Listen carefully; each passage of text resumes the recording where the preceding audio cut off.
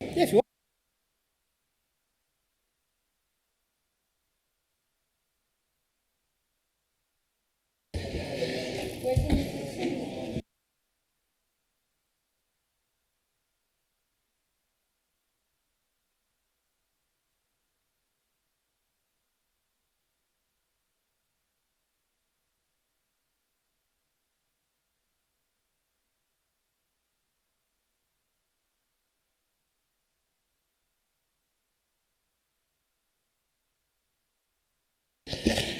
Hello, good evening.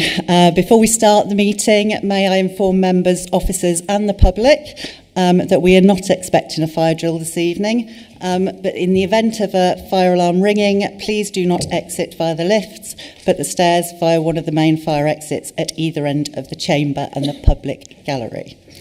For those of you not familiar with the building, toilets are available just outside the chamber at the end of the members' foyer. I would also politely ask for you to turn off your mobile phones, please.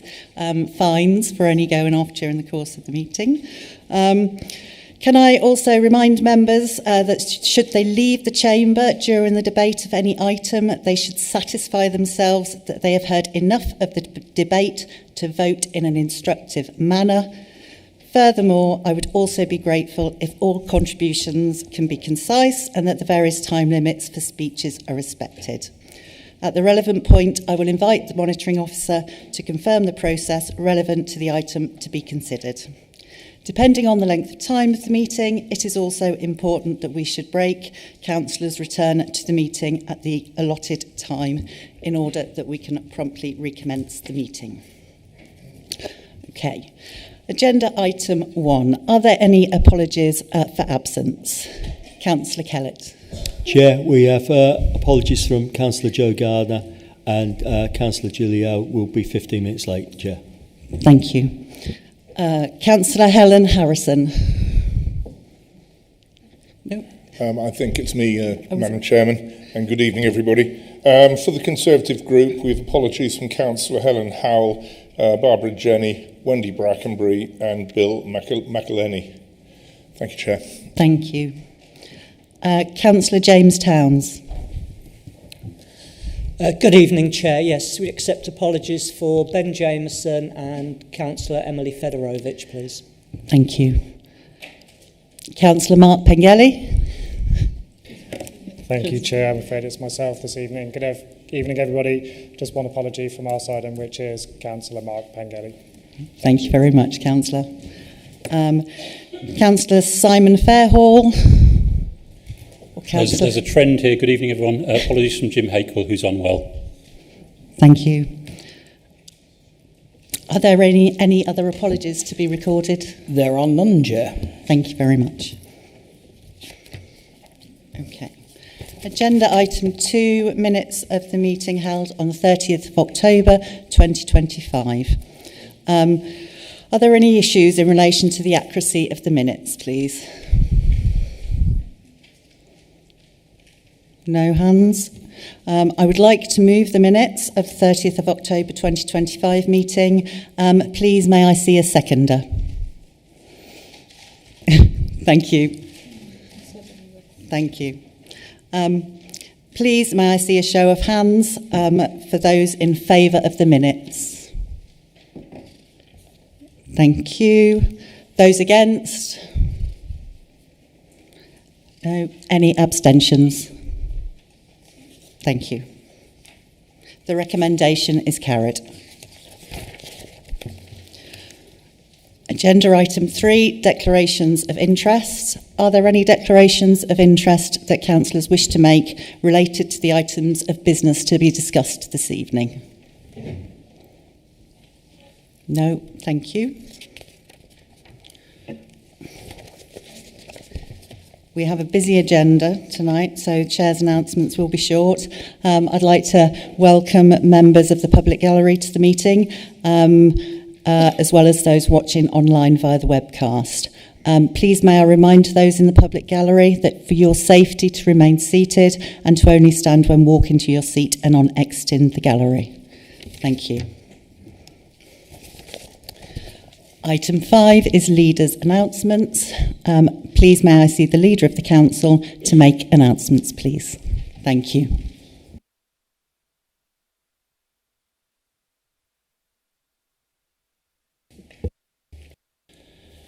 Thank you, Madam Chairman. Before I start, I would like to wish Ben Smith, our Head of Democratic Services, well. Ben, we hope you get well very soon. I wanted to start my address this evening by acknowledging the respectful way that Remembrance Day was commemorated across Northamptonshire last month. I'm sure you will all agree with me when I say that it is important that we continue to remember those who gave their life so we can enjoy the freedoms that we have today. I also wanted to acknowledge the amazing achievement of two local organisations we know well, Off the Streets Northamptonshire and Volunteer Action Oundle, both of whom received a King's Award for voluntary service in Northamptonshire in November. This is the highest award in the UK for volunteer groups and the equivalent of an MBE. This is, of course, a fabulous achievement, and I'm sure you all join me in congratulating all of the volunteers involved.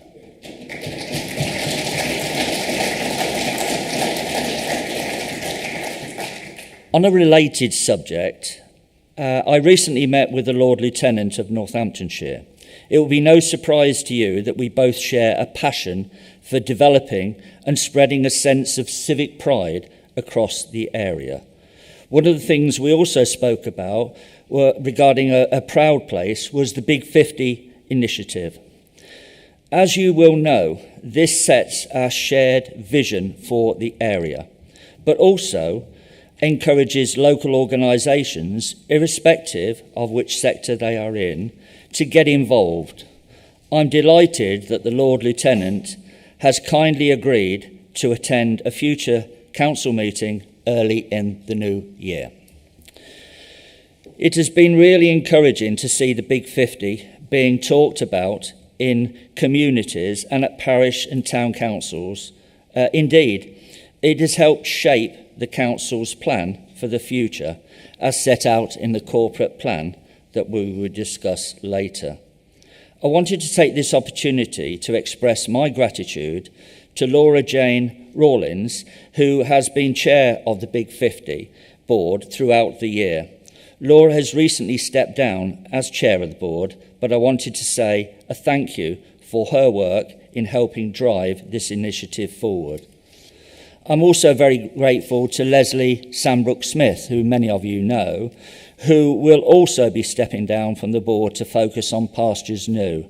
Leslie has been one of the Big 50 initiative's founding members, and she will be greatly missed. I'm keen to highlight the fact that Big 50 is an area-focused initiative that brings partners together.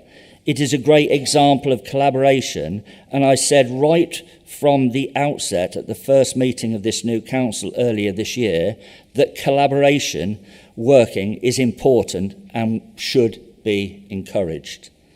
I strongly believe that in order to make the biggest possible difference to our local communities, it is vital that we work together across the whole chamber. The three motions on the agenda of this council tonight are further evidence of the collaborative approach. The corporate plan is another example where I know there has been involvement from across the chamber at various stages of its development. There is another really important area where the cross-party involvement has helped council policy, and this is in the area of scrutiny. I feel that real progress has been made in this regard over the last year, and I look forward to seeing the approach develop further as we move forward. A good example of this can be seen with the council's budget, and this is the first year where we have built the budget alongside scrutiny. So we are seeing real pre-scrutiny now, which allows for meaningful cross-party support. Now, as this is the last full council of 2025, I wanted to highlight a few of the recent successes this year. It was great to see the council host the Northamptonshire Active Community Awards in November. These awards were a great success and a wonderful celebration of the sporting talent that there is in Northamptonshire. All the winners and those nominated for awards had clearly achieved so much. Indeed, our very own Simon Fairhall won the Outstanding Recognition Award in his personal capacity for the fantastic work that he has done for his community, and I'm sure Simon won't mind me saying that as Chair of Trustees, he has spent 14 years transforming Kingscliff Active into a thriving community facility. Thank you, Simon.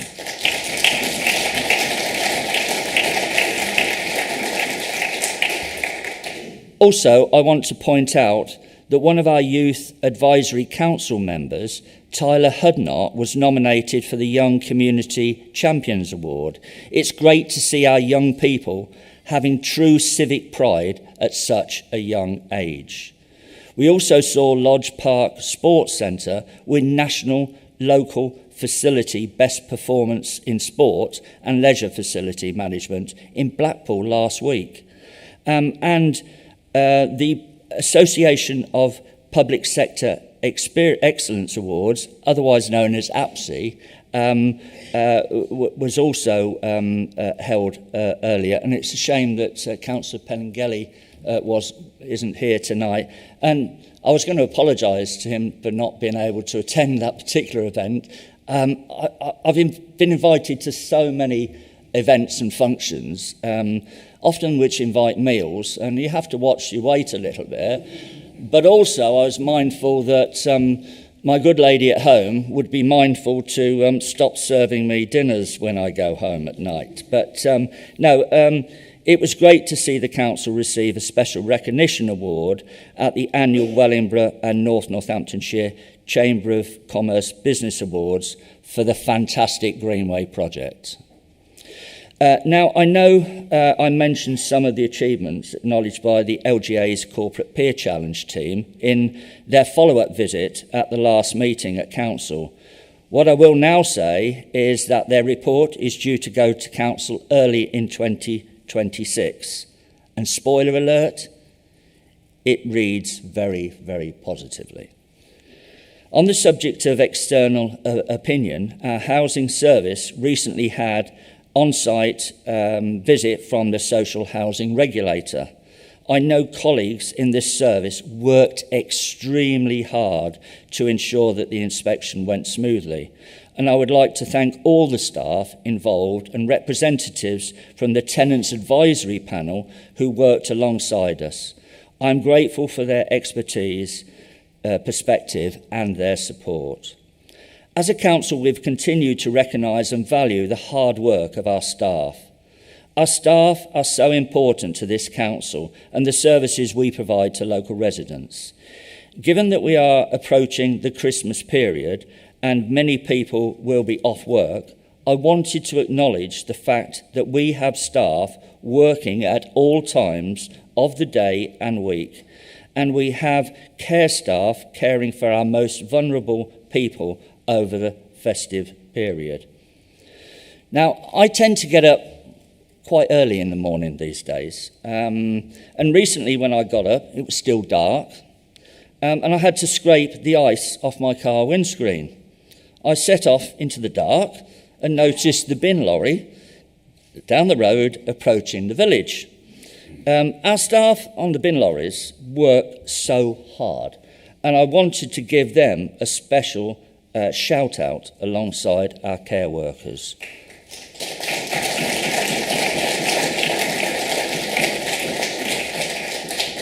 I also wanted to share a photo with you that was taken recently from a fellow councillor, and I think this is a wonderful photo and shows the spirit in which our staff work as well, and the impact that they can have with hearts and minds of all ages, old and young, in their community. I really hope that many residents say a big thank you or simply give a thumbs up to our hard-working bin staff and workers in this festive period. Now, as Christmas approaches, I would like to wish all of our care experienced young people a very Merry Christmas. As their corporate parents, I would also like to acknowledge the amazing work of our foster carers too.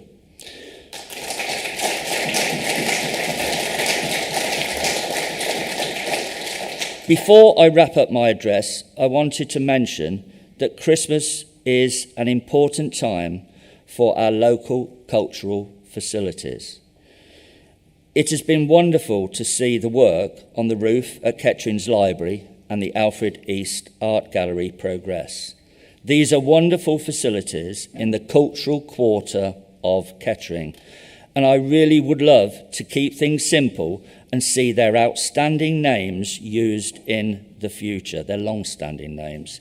I'm really looking forward to seeing these facilities open later in 2026, and it would be great to see the Northamptonshire Day celebration making good use of those most valuable cultural facilities in the heart of Kettering.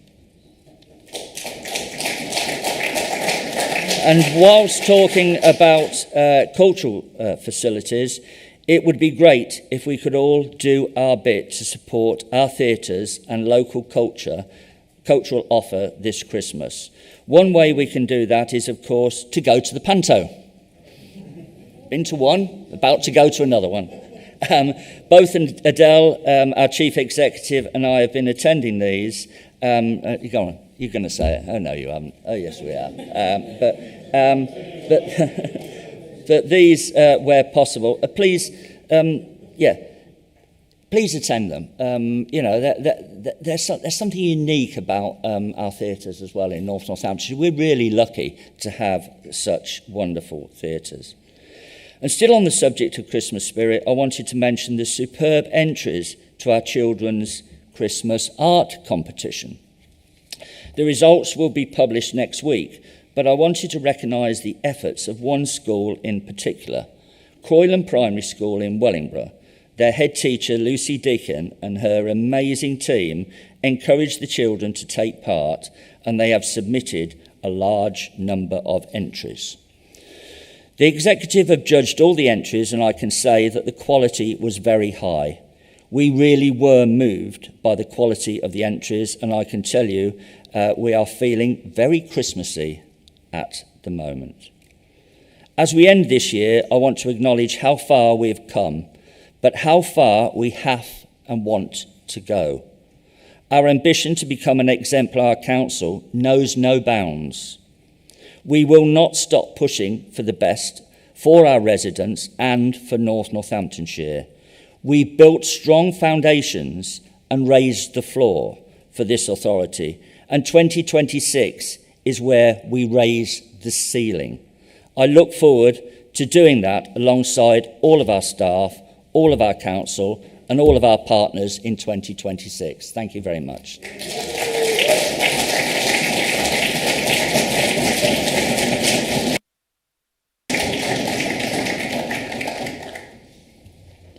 Thank you. Agenda item 6, public participation. Councillors, we have received one request from a member of the public to read out a prepared statement. A copy of the statement has been circulated. Please may I see David Wilmot to read his statement, which is in relation to item 15, motion 2 on the agenda. You have 3 minutes to make your statement, Mr. Wilmot. Thank you. Thank you. Just making sure this is working. I'm not usually a public speaker, so you have to bear with me. Today I'm here to speak on the matter that cuts to the very heart of our community's future, a potential catastrophic failure to deliver the Hanwood Park Secondary School. This isn't just about brick and mortar, it's about a potentially broken promise. We know the new school is needed. Official figures show our local secondary schools are already nearing capacity, a situation exacerbated by the continued rapid growth of the Hanwood Parks development itself. The delay means that by 2030, hundreds of children who deserve a local high-quality education will be forced to travel further, clogging our roads, disrupting family life, and placing an unbearable, crushing strain on our already stretched existing schools. We risk a future of overcrowded classrooms, reduced resources, and compromised learning environments. The deadline of 2027 is looming, yet what do we have?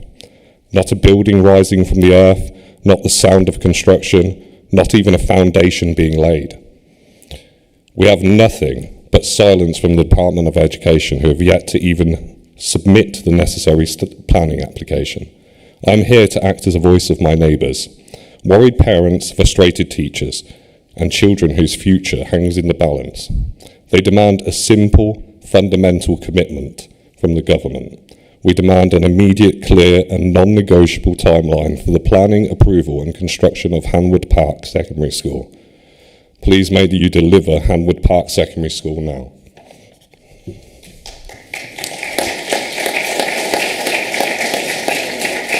Thank you. Thank you, Mr. Wilmot, for your contribution. I invite you to withdraw to the public gallery for the remainder of the meeting. Thank you. We have received one further public statement in relation to item 15, motion 2, from Gemma Oldfield, who is not in attendance. A copy of that statement has been circulated to all members and is to be taken as read. Thank you. I can confirm there are no public questions, and I can also confirm that there are no petitions qualifying for this meeting have been received. Agenda item 7 is executive presentations. We now have a short executive presentation, so I hand back to the Leader of the Council. Thank you. Thank you very much, Madam Chairman. The executive and members across this council have been working very hard on the budget for next year. As mentioned in my speech, we have worked on building the budget through a meaningful process with members. It is also vitally important that we communicate with our residents on our budget. I wanted to share with you a video that we have made to help explain to our residents and stakeholders where the council gets its money from, where it spends it, and some of the financial challenges that we face. Thank you. Our budgets. Just like your budgets, we need to manage our money to make ends meet. We have money coming in and money going out on things we need to spend on. For you, it may be rent, bills or food. For us, it is running our services. And like you, there are challenges to that balance, such as rising costs and changes to income. But also the type of things we spend money on is always changing. Examples include an ageing population that needs more care or more children with special educational needs. The world is always changing. Good money management can help us face our challenges. Where do we get our money from? Just over half of our money comes from residents paying council tax, £217 million. While businesses paying business rates brings in just under a third of our income, £112 million. We get some money from the government and other grants, £71 million. We also have reserves. Reserves are a bit like household savings accounts.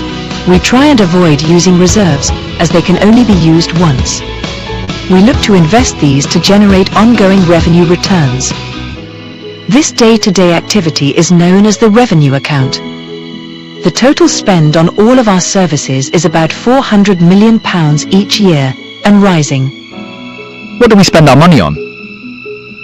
We provide services for over 370,000 residents. The last 5 years has seen 5.4% increase in population, which is above the national average, 3.7%. Most of our money is spent on care for vulnerable adults, just over £160 million.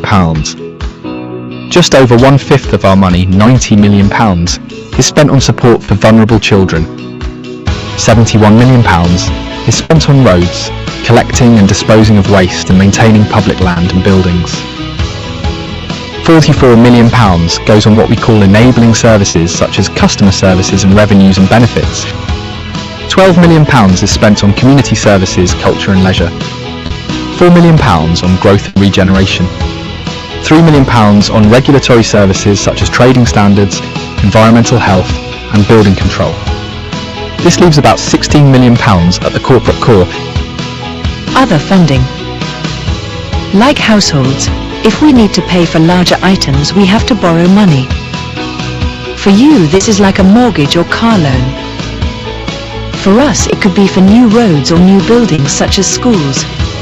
This is known as the capital account, and like a mortgage, we need to make regular payments.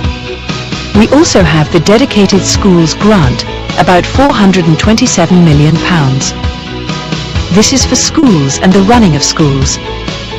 Most of this money goes straight to schools and nurseries for their day-to-day running.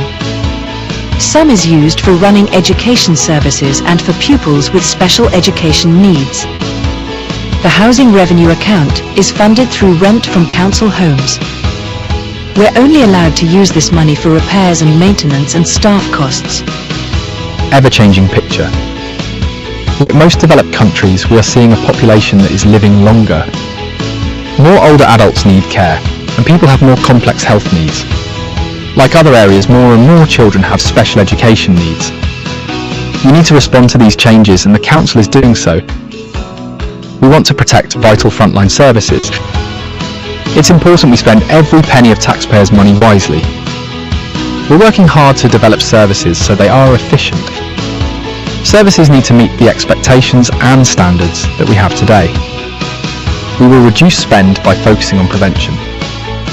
Our aim is to keep people healthier for longer and help them make healthier lifestyle choices. We are using innovation and technology to make services even more cost-effective, and also working with partners to reduce costs.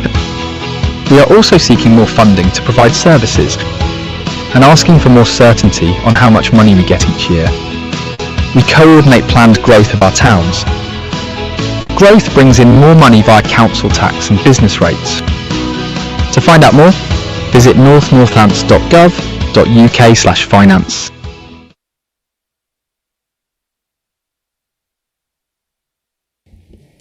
Thank you. Agenda item 8 is the corporate plan, our plan for the future. I've been made aware of an amendment to the report which has been included within the summons, and such amendment may be moved without notice in accordance with Rule 19.16. A copy of the amendment has been circulated to all members in advance and should be displayed on the screen behind me. May I please see Councillor Martin Griffiths to move the recommendations in this report as amended.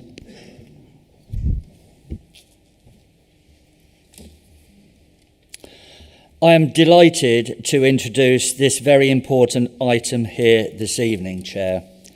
The report introduces the Council's new corporate plan, setting out the Council's plan for the future. The report also explains the process that has been gone through in developing this plan, and I'm keen to highlight a few of the key points. I've been very keen to ensure that we have adopted an inclusive and collaborative approach to developing this plan. That is why the starting point was to reach out to members across the Council to get their input. The plan builds on the foundations put in place by the previous corporate plan and all the hard work of our officers, partners and members in helping make that a reality. The corporate plan presented here this evening is the next chapter for the Council. It sets out a clear focus for how the Council will work to improve the lives of residents across the area over the next 4 years. It focuses on delivering high-quality services and driving positive change through 4 key priority themes. They are family, supporting children, families and vulnerable residents; community, building safer, stronger and more connected communities. Prosperity, driving economic growth through housing and infrastructure. And 4, smarter, faster, fairer public services, improving service delivery and accessibility. The corporate plan reflects feedback from a public consultation held in September, which showed strong support for the Council's priorities. A total of 90% of respondents agreed with the family and the community priority themes, 85% with the prosperity theme, and over 3/4 supported the commitment to smarter, faster and fairer public services. This is, of course, the Council's corporate plan, and all of us in this chamber have an interest in its delivery, as we do all of our staff, our partners, and most importantly, our residents. I hope, therefore, that we can park party politics this evening and all support the content of the draft corporate plan, with the caveat that I fully understand delivery will be where members will be keen to focus, and I fully understand and respect that. I'm a great believer that it is important to practice what you preach, so I would like to acknowledge the progress the Council made with its first corporate plan, which I also understand received support from across the Council chamber back in 2021. I encourage members from across the whole chamber to show their support and adopt the corporate plan before us this evening. Thank you. Thank you, Councillor Griffiths. Please may I see Councillor Eddie MacDonald to second the recommendations. Thank you, Chair. I'm very supportive of our corporate plan, as it clearly sets out what this administration's priorities are over the next 4 years. We asked what was important to you, the residents. You responded. We listened, and this is the outcome. So, for those who don't know, I'm the Executive for Adult Social Care, and in terms of my portfolio, the plan before us here today has a focus on prevention and promoting independence. It commits us to reshaping adult social care services to prioritise prevention, early intervention and personalised support, reducing reliance on formal care. There is a clear commitment to the expansion of reablement and community support, where services will be expanded to help people remain in their own homes for longer, promoting dignity, independence and most of all, a gloriously normal life. The plan sets out the need to modernise care provision, for example, ensuring that residential and nursing care meets the needs of our ageing population. The plan also recognises the vital role of carers, pledging better support, including access to respite care and financial advice. Our corporate plan places strong emphasis on partnership working, on collaboration with the National Health Service, the voluntary community and social enterprise sector, as well as other key partners to deliver integrated care and community-based solutions. There is a commitment to invest in community networks with the aim of strengthening informal support networks and reduce crisis-driven care through early intervention and local capacity building. Importantly, the plan is outcome-focused. It's clear that success will be measured by more people living independently, healthier communities, and reduced demand for high-cost care. I'm delighted to commend the corporate plan to the members, and I second this. Thank you. Councillor Helen Harrison. Thank you, Madam Chairman. I'm very pleased to say that the Conservative group are happy to support this corporate plan. As the leader has just said, it's well set out, high on aspiration, and builds on the previous corporate plan. And I thank the leader for his generous comments regarding the former administration and the former corporate plan. And with that, I have nothing more to say. Thank you. Thank you. Councillor Elizabeth Wright, please. Thank you, Chair. So I'm pleased to support our corporate plan, which places children, young people and families at the centre of our work. It reflects our commitment to early help, strong family support, and improving outcomes for those in our care. Most importantly, we will continue listening to our children and young people as this plan develops, ensuring their voices are heard. Thank you very much. Thank you. Councillor Kirk Harrison, please. Thank you, Chair. What I welcome most about the plan is that it genuinely reflects the priorities of our community. People want safer communities, they want better housing, improved local environments and reliable core services. This plan focuses on the basics while still being ambitious for growth and the long-term future of Northamptonshire. Personally, I'm pleased to see that resident protection is firmly at the centre of our plan. This is an important thread that runs through it and through regulatory services itself. Trading standards, environmental health, licensing, housing enforcement, they all play a crucial role in safeguarding our residents, and they often are not visible to members of the public. Whether it be tackling road landlords, unlicensed HMOs, or preventing unsafe or fraudulent goods from entering the marketplace, this work firmly, but very often quietly, underpins healthier, safer and fairer communities. It's also encouraging that the plan acknowledges the contribution I've outlined. The plan aligns firmly with the wider priorities of the Council. And actually, I think it's important to note that good regulation should be an enabler rather than a barrier to growth. I'm very pleased to support the plan. It balances ambition with responsibility. It reflects what residents tell us, and it puts safety, well-being and prosperity at the heart of everything we do. Many thanks. Thank you. Councillor McGiffin, please. Thank you very much, Chair. I want to show my support for the plan, and I especially welcome the transport element, which may not surprise you. And following the consultation of which showed that a number of respondents had concerns around transport citing poor bus services, particularly in rural areas, unsafe roads and pavements, and a lack of cycling and walking infrastructure. The consultation results clearly show we need to improve public transport to give better access to facilities and support residents in rural areas. These areas are real priorities in my portfolio, and I welcome the extra visibility and subsequent actions to address them as a result and from within the plan. Many of the priorities are underway, with, for instance, a comprehensive review of rural bus services already taking place. Rural bus services currently being supported to the tune of almost £200,000 per month for routes that would otherwise not be cost effective. We will ensure wherever possible rural buses are not only maintained but improved and added to help ensure isolation for many of our most dependent residents in rural areas is addressed. In addition, we seek to update, improve and install many more electronic bus information boards over the lifetime of the administration and to repair and upgrade bus shelters. I fully endorse the plan and commend it to the Chamber. Thank you very much.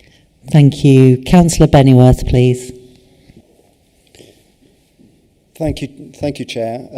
I strongly support our new corporate plan. This plan for Northamptonshire is ambitious, practical and rooted in what our residents told us matters to them most. If I may, I'll just touch on a few of those things. Firstly, on health and well-being. Good health, as we all know, is the bedrock of a thriving community. Our plan commits to tackling health inequalities, improving mental health and promoting active lifestyles. By working with partners and investing in prevention and early support, we can all help people live healthier, independent lives for longer. Linked to this is our leisure and community spaces. Our parks, libraries and leisure centres are not luxuries. They are vital for well-being, social connection and pride in place. This plan ensures that these spaces remain central to our community life, encouraging activity and bringing people together. Second, housing. Safe, secure and affordable homes are essential for family stability and opportunity. Our plan prioritises improving housing quality, tackling repairs and working to ensure we have enough homes for families and vulnerable residents. Every resident deserves a place that they can proudly call home. and I know that our officers' teams are committed to these goals. This corporate plan reflects our shared ambition: healthier communities, stronger families, and better places to live. I urge members to support it wholeheartedly. Thank you. Thank you. Councillor Wilcox, please. Thank you, Chair. I clearly support this programme. It's very important to focus on the plan, so much that there is a whole section dedicated to it, but I can't go through all that in detail. But there are a few key priorities and commitments that I want to highlight. This plan sets out a commitment to work with towns and villages and rural communities to shape local needs. As a farmer in the rurality driving around on my tractor, thoughts are that we have, as stated elsewhere, robust action against antisocial behaviour and environmental crime. And that crime includes it in the rurality as well as the urban areas, such as fly tipping, which is madness everywhere, hair coursing, theft from farms, and isolated properties. Also, there are clear commitments set out in important areas such as improving local transport, broadband and access to services to reduce isolation, growth through partnerships, promotion of heritage and cultural events, and improvements to town centres and visitor infrastructure. Libraries, leisure facilities and community centres are recognised as central to local life, with commitments to maintain and improve them as hubs for well-being, learning and connection. So I recommend this. Thank you, Chair. Thank you. Councillor Baker, please. Thank you, Chair, and thank you to Councillor Griffiths for the introduction of the plan and the process and thinking behind it. I'm happy to say that the Labour Group this evening will be supporting the plan. A lot of what is said in it should really speak for itself and can be taken as read. The test wasn't necessarily in preparing this plan. The test will come in how these pledges will be implemented on the ground and in line with the funding allocated, as Councillor Griffiths mentioned in his introduction. I welcome corporate scrutiny's feedback in 7.7.2 of the plan, and especially identifying the importance of the links between the plan and every aspect of what this council does, the so-called golden thread. And it would be useful if officers can continue to give thought as to how that thread can be identified in committee agenda papers to assist our understanding when we're considering subject-specific matters in our committees, and there is also a pledge on the same matter in the corporate plan. As an example, we have a motion in front of us this evening on pavement parking. We have the Council's car parking strategy on the agenda at the moment for executive in March. And on page 9 of the leader's forward to the plan, and which is page 85 of the papers, there is reference to ensuring car parks and on-street parking complements town centre visitor and tourism strategies. So essentially all on the same topic, and where that golden thread thinking should run through the decision making in each instance to ensure, as far as possible, consistency of approach and holistic and joined up thinking, so that we're not making decisions in silos or in isolation. And we think the officers have a role to play in this regard to make us better aware of that golden thread in our committee work, as well as in the work of executive and full council, where there is decision making on the same subject matter. Thank you, Chair. Thank you. Councillor Duddridge, please. Sorry, I'm going to have to be quick. I found a couple of issues. So on page 49 under the priority theme of family, halfway down, bullet point 7, states to prioritise investment in school buildings and facilities, focusing on making sure that there are enough school places to meet the needs of growing population. Having visited several schools recently, some of which are struggling with planning permissions, no clarity on funding or timelines, and with building work still outstanding, as they have reported, are you aware that there's possibly only one school building team for the whole NNC area? They are routinely taken off mainstream school projects to focus on SEND priorities. I'm not suggesting those priorities are wrong, but it does leave schools coping with building sites for extended periods and with insufficient provisions. How does this council intend to achieve this pledge? Will it look at increasing school building workforce? And how does this pledge align with projects that have already had their 106 contributions paid to NNC, yet no work has started? Such as the second primary school at Stanton Cross, and the secondary school originally projected for a 2028 completion. I'm encouraged to see commitments to delivering targeted support for SEND children and their families, and I really hope every effort's made to carry that throughout your term. However, in a landscape of rising adult age diagnoses, these reports do not mention adults with SEND needs. Can we make sure to include this in any further development of this commitment? Some of the pledges for community on page 50 have been made much easier to commit to, thanks to Labour strengthening weak laws and creating primary legislation, such as forcing earlier implementation of infrastructure and services, thanks to planning and infrastructure bills, strengthened powers against fly tipping that everyone seems to be experiencing, with policing and crime, the environmental crime through water special measures, and holding rogue landlords to account for poor housing and unlicensed HMOs through renters' rights bills. Even a reformed council is benefiting from a few Labour changes. With ensuring the council is getting value for money on highways, has it re-evaluated the existing contract and KPIs with Kier Group, or made any changes that can be shared with the public so that we can all see if there's a value for money increase? Sorry if I'm going too quick. Under prosperity on page 53, where it says exploring opportunities for devolution of powers from central to local government, does this mean you're looking at the possibility of Bedford, Luton, Milton Keynes options again? And page 54, smarter public services, with a pledge to make full use of council available office space, are we going to see a return to or increase of customer-facing frontline staff, improving customer experience? Will there be a review of current KPIs or introductions of new ones to ensure improvement or otherwise can be tracked and monitored?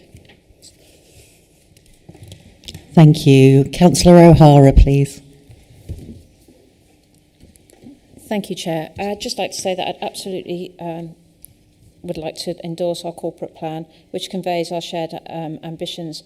I look forward to delivering this, our plan in symbiosis with our partners, officers and communities, including our outward-looking Big 50. I think it's an absolutely incredible plan that's been put together.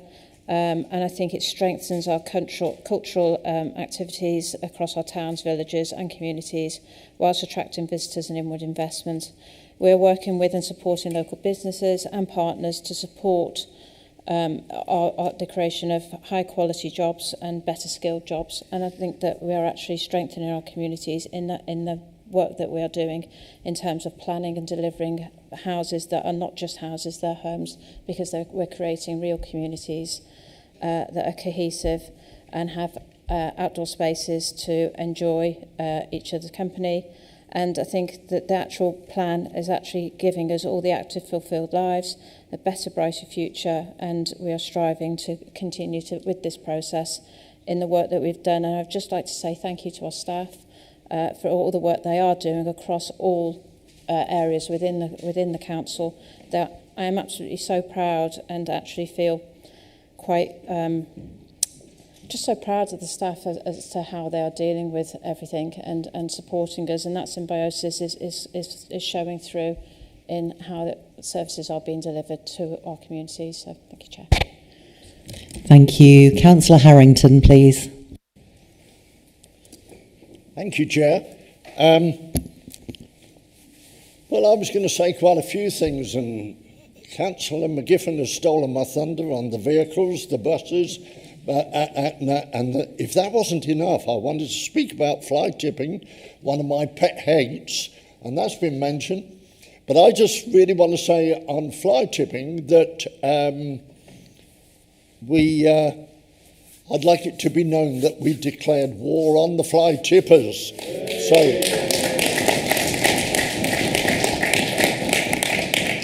and we're going to go for them and find them and take their vehicles away if we can. I would like to say, though, that I know the amount of hours and the hard work that's been spent on this. It really has been a long, drawn-out job, but we wanted to get it absolutely right.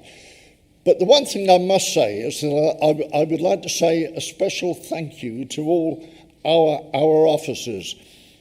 I've been a councillor, as most of you know, for 38 years, and I've worked with many officers.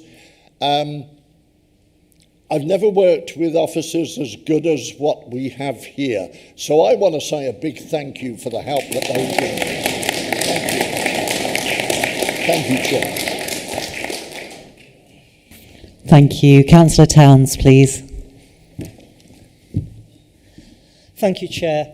Yeah, I'd like to speak in favour of the corporate plan. It includes many great objectives, and I'm pleased to see the strong emphasis on prevention, early intervention, community safety and the protection of our natural environment. However, I feel more clarity could have been included as to what prevention relates to: domestic abuse, substance abuse, antisocial behaviour, family breakdown, addiction disorders, financial problems.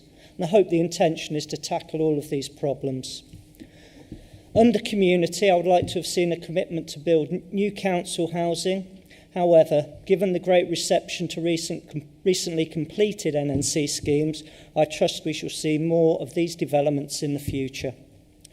Under the prosperity theme, the commitment to reduce waste, promote recycling and improve energy efficiency across services is a very positive inclusion.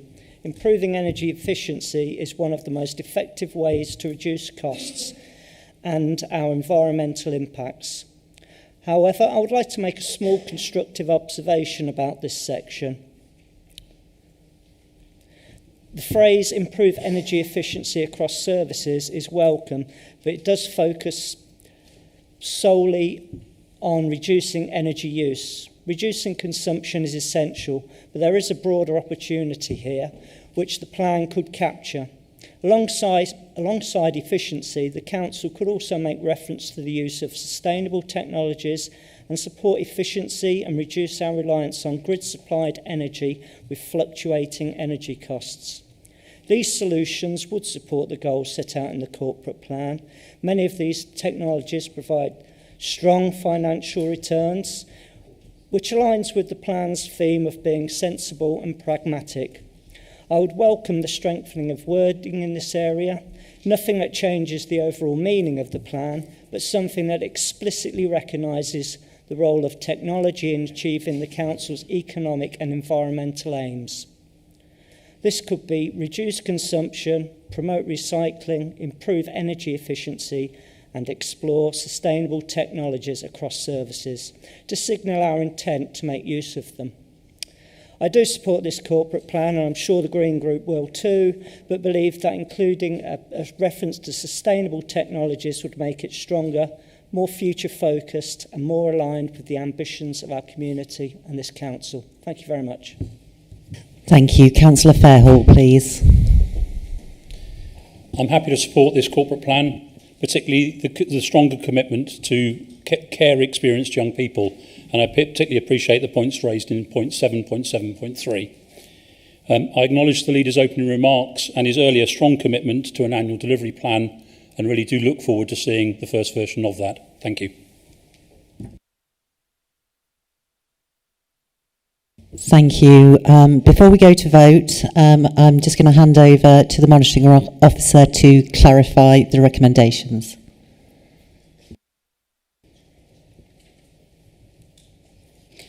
Good evening, councillors. Just to clarify what you're voting on with the amendment to the recommendation which was circulated to councillors. For those in the room, that will be displayed on the screen there in a moment. And members will see that there has been a slight adjustment to include that text as appears in blue there. We haven't yet closed the debate, but I just wanted to be clear that members were familiar with what they were going to be voting on this evening. Okay, we have no other councillors registered to speak, so I will now invite the mover to close the debate. Thank you very much, Madam Chairman, and thank you all for your very positive comments. I'm both delighted, humbled, and actually, Madam Chairman, quite emotional, the support that has been received. So thank you, Councillor Harrison, thank you, Councillor Towns, and thank you, Councillor Baker, for your support of our corporate plan. As I've said many times before, there is much more that unites us than divides us, and I'm very proud of this council here this evening. Tongue-in-cheek, I'm thinking of a former Conservative councillor of the last administration, one Dorothy Maxwell, who I'm sure will be absolutely delighted with Councillor McGiffin's pledge to tackle bus shelters and information boards, something that I know was very dear to her heart. Councillor Wilcox makes some very good observations, and that is the importance that we must take our parish and town councils with us on this journey. Councillor Baker is right. We will be judged on delivery. It's all right having a plan. You've got to deliver it. And what I'm hoping is that we can have that same cross-party collaboration to deliver this plan through scrutiny. Poor old Jim isn't here tonight, but I'm sure he would be delighted with me saying that. And Kelly, there was quite a bit in there, to be quite honest with you. So can we actually watch that back and we'll come back and look at that. But as I say, most of those things, just please work with us to help us deliver this corporate plan. I'm delighted that we can hopefully achieve cross-party support. Thank you. Thank you. We will now move to a vote. Please use your electronic voting buttons, which will appear on your microphone unit once the vote has commenced. You will have 30 seconds to vote. Thank you. The vote has now commenced.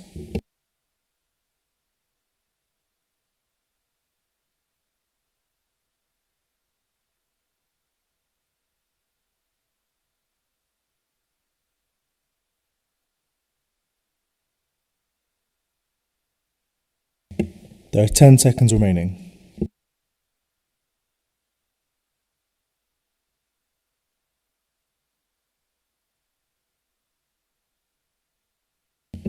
The vote has now closed. The results are as follows: 58 in favour, 0 against, 0 abstentions.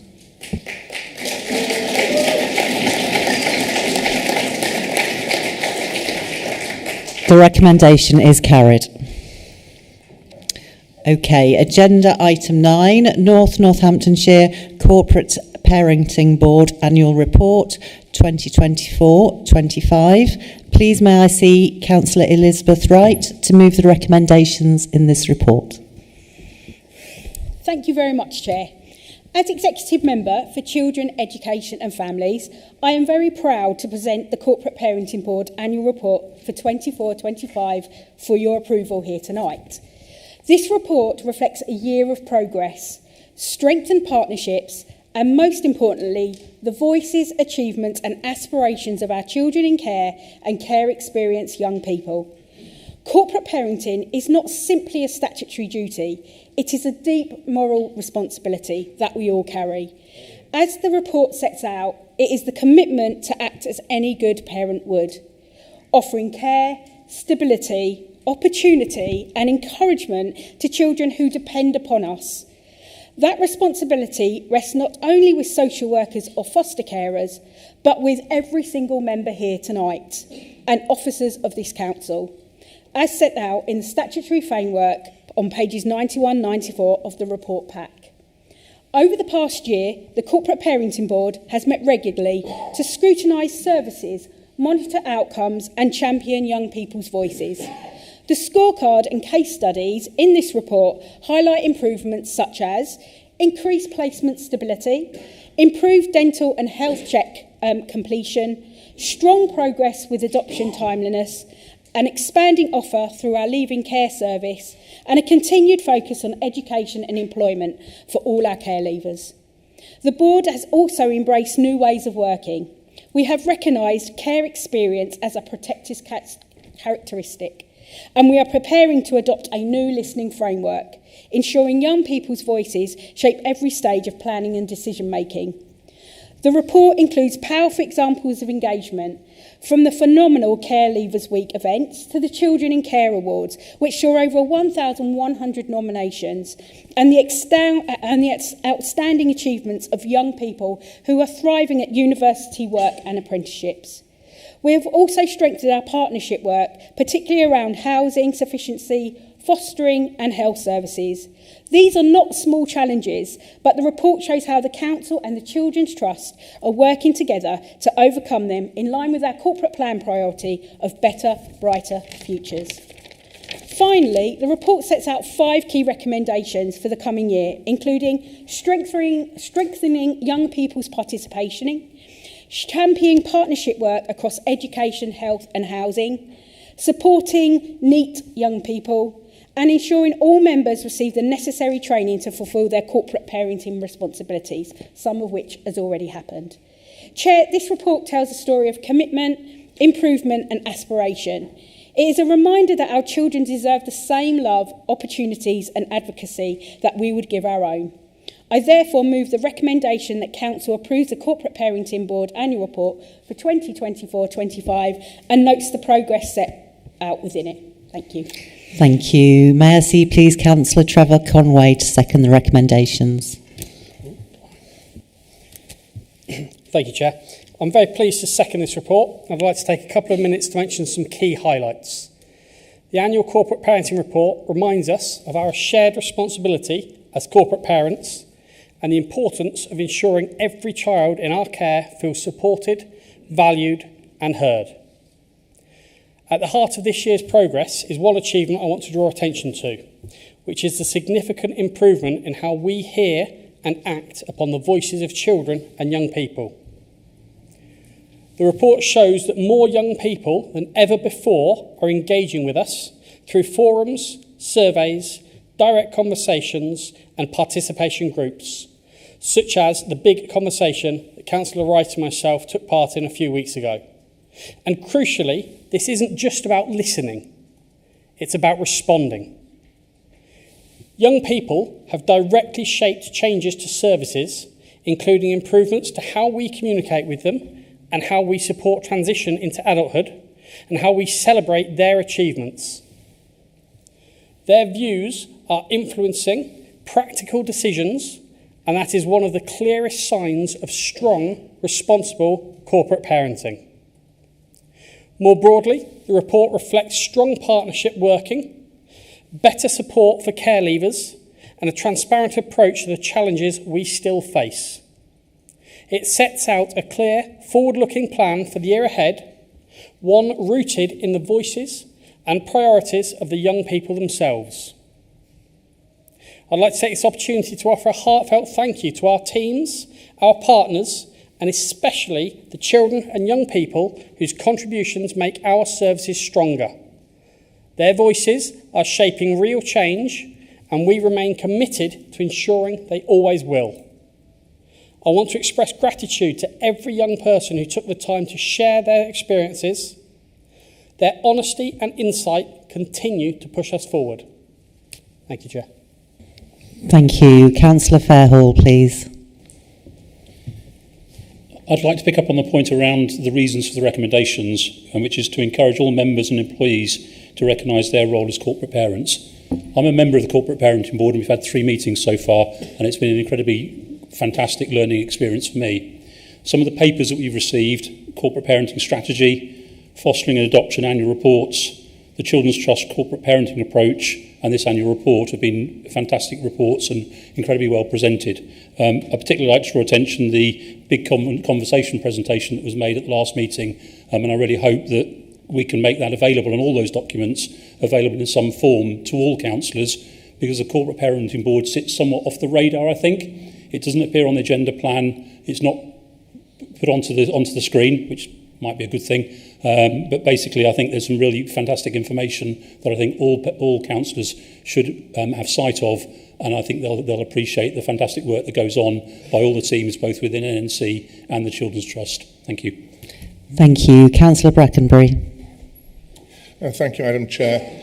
And I'd just like to echo the support for the corporate parenting plan, and all those who've worked so hard for our young people in one way or another. And I'd also like to endorse Councillor Conway's point about the importance of the transition that young people have as they leave childhood and being fully looked after and transition into adult life.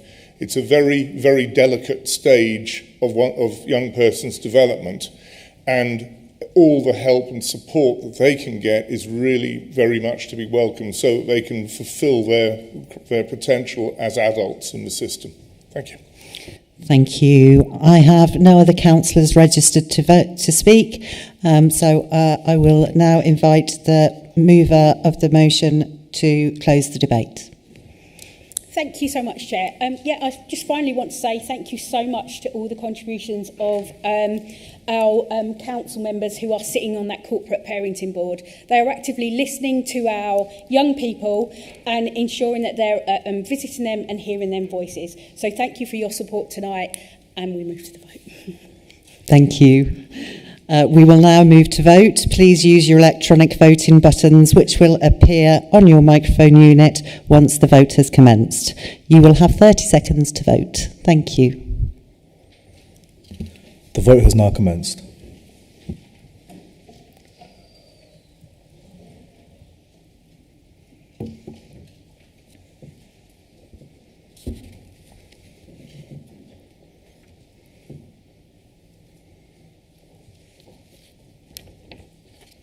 There are 10 seconds remaining.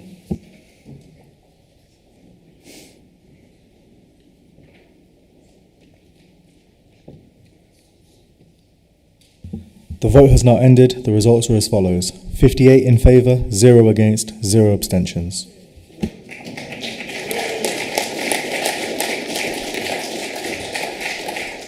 The recommendation is carried. Agenda item 10, Northamptonshire Youth Justice Plan 2025-26. May I please see Councillor Elizabeth Wright to move the recommendations of this report. Thank you, Chair, once again. So I'm pleased to introduce the Northamptonshire Youth Justice Plan for 25-26, a statutory requirement under the Crime and Disorder Act 1998, which sets out how we will continue delivering youth justice services across our county. In October, Councillor McGiffin and I visited the Youth Justice Service in Kettering, and I want to begin by reflecting on that. It was genuinely inspiring to meet that team and see the passion, skill and compassion they are bringing to work every day to support our young people. They are making a real and tangible difference to the lives of children and young people who often face very complex challenges. We heard directly from staff about the pressures that they are working under. Nationally, youth justice funding has not kept pace with demand, and locally we are seeing rising complexity and need. Despite that, our teams are working incredibly hard to mitigate these pressures and ensure that outcomes for children remain strong, and they should be commended for this. The plan builds on the Youth Offending Service's good rating from His Majesty's Inspectorate of Probation with outstanding for resettlement. We can continue to see that a 25% reduction in first-time entrants to the youth justice system, reoffending rates below the national average, only 7 custodial sentences last year, all for the most serious offences. One programme that particularly stood out during our visit was Turnaround, which offers early intervention for children at risk of entering the criminal justice system. It has already demonstrated impressive success, and as the current government funding stream comes to an end, we will be actively exploring how we can maintain and protect this provision locally, because early intervention is absolutely key in securing better outcomes. The plan before Council sets out 5 clear priorities for the year ahead, including addressing disproportionality, strengthening restorative justice, tackling serious youth violence, improving education engagement, and ensuring that young people's voices shape the service. Chair, this plan demonstrates not only compliance with our statutory duty, but our commitment to giving children and young people a better future. I therefore move the recommendation that Council approves the Youth Justice Plan for 25-26. Thank you. May I see Councillor Chris McGiffin to second the recommendation? Thank you, Chair. I second the recommendation. I'd like to reserve the right to speak. Thank you. Thank you. Councillor Duddridge. I'll try and be a bit slower this time. We will be supporting this report, but I do have a few concerns again to raise. So, and excuse any naivety on my part as a new councillor, but should this report possibly extend to cover the period of 26 to 27, since we're already discussing the plan to cover a period we're 50% of the way through already? Have changes identified or, that have had to wait until tonight to be approved been held back by this timetable at all? How is the Council ever going to get ahead of itself in this regard so that vital recognition and implementation of recommendations are not delayed even and holding progress back?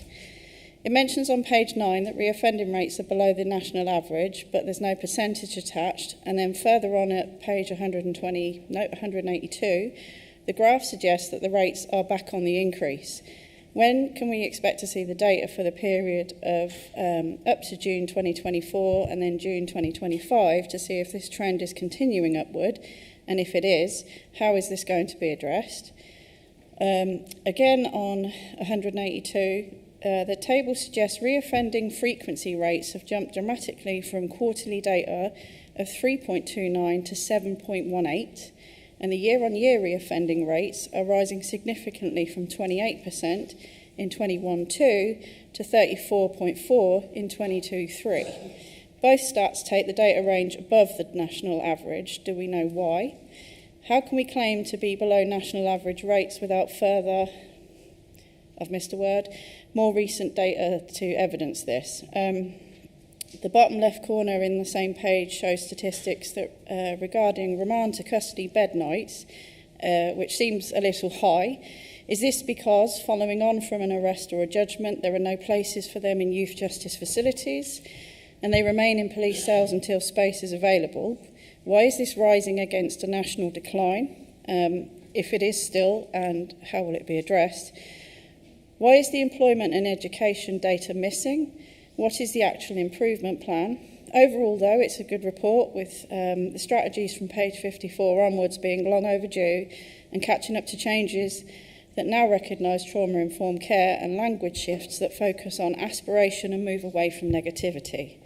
Are there any plans for if the future funding should be reduced at all? What work is in place at NNC or within other organisations that give young people positive opportunities and further support once they've finished the programme, as this obviously influences the likelihood of reoffending? And as with Martin, I'm happy to email this after if needed. Sorry. Thank you. Councillor Robinson, please. My speech isn't actually put together at all. I've just got some bullet points, but a lot of what Kelly has said I'd agree with. It's an amazing report. I think it's great. For me, it felt like it really covered things that I think we should be covering. A lot of criminal gangs use vulnerable children's need to belong and need to be listened to get them in to what they get them into. And this report really tries to address that, I believe. There's loads of bits and bobs in it. There was some of the data is a bit old, which was a bit confusing, because surely there is more up-to-date stuff for that. But I think it acknowledges trauma effects. It looks at the disproportionality of global majority children and care leavers. The big point, I think, is that children are children, and not to adultification. God, there's some words in this. Adultification and criminalisation. Any child that is incarcerated, I feel personally, is a failure of society. So the more we can do to avoid that is the better, and that is exactly what this report seems to really focus on. So there's listening, there's the communication being tailored to the individual. If a child hasn't been in the system yet, they're saying that they're going to treat them differently, possibly to somebody who has. You know, the communication will be different. Tackling the stigma, as you've said, in language and in actions. Adapting, I've just said that one, sorry, and then also the scrutiny and the constant feedback are being asked throughout it is really good. Another thing that I did notice that what I couldn't understand was and I've actually asked a question of it of the authors of the plan, one of which has actually left their position.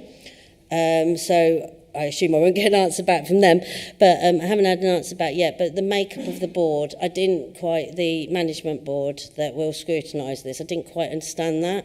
I believe the chair has actually left the NNC, so that should be updated to who that is now, what the makeup. And also it said that there was many areas covered, but what it didn't make clear is that a person from each of those areas, or is it, say, for example, there was somebody called Joshua, I think, apologies for not having his name to hand, but who had experience in education and something else. So is that him covering both?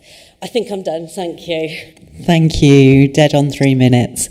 I have no other councillors registered to speak, so I will return to the seconder. Councillor McGiffin, please.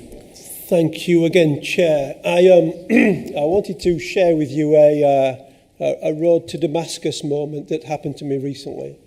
I was surprised to receive an invite to attend the Youth Justice presentation with Councillor Wright, and I thought she must have sent it to the wrong Chris.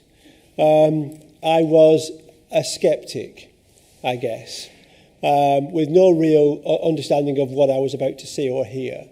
What I saw was a dedicated team of professionals who are committed and attuned to achieving the things set out in the report. What I learned is that there are, as has been mooted earlier, many instances during this of children being exploited by organised criminal gangs. This team is protecting those children and rescuing them, quite frankly, literally so.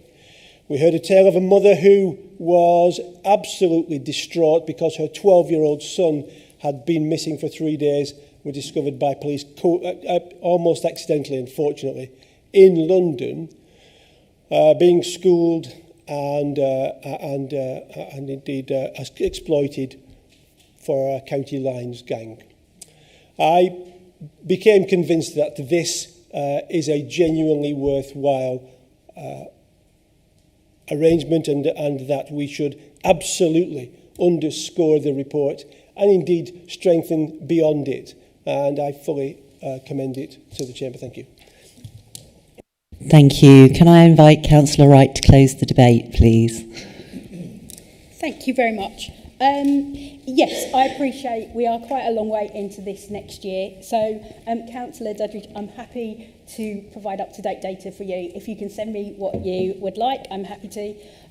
Just to re-emphasise, around the turnaround funding, I have asked the Children's Trust if there is any way that we can keep this funding going, because if unfortunately the way the funding is working, it suddenly turns itself off and puts itself back on, and that doesn't provide consistency for our young people.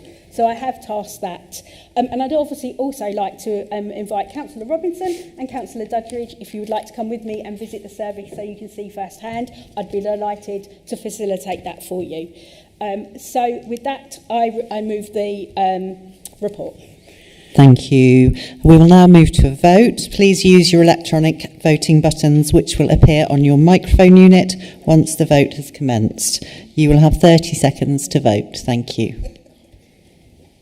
The vote has now commenced.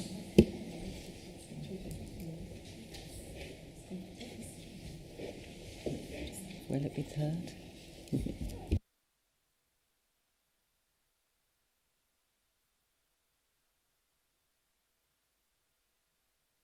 There are 10 seconds remaining.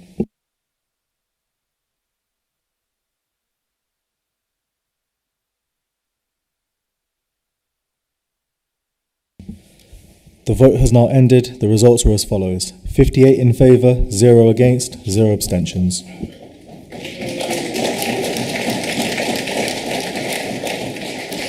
The recommendation is carried.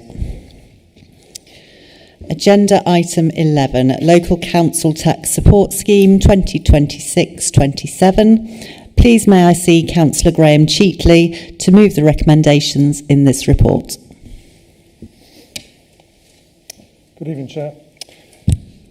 I'm pleased to introduce agenda item 11, the Local Council Tax Support Scheme for 26-27. The report outlines our statutory duties, current performance, options and the recommended approach for the year ahead.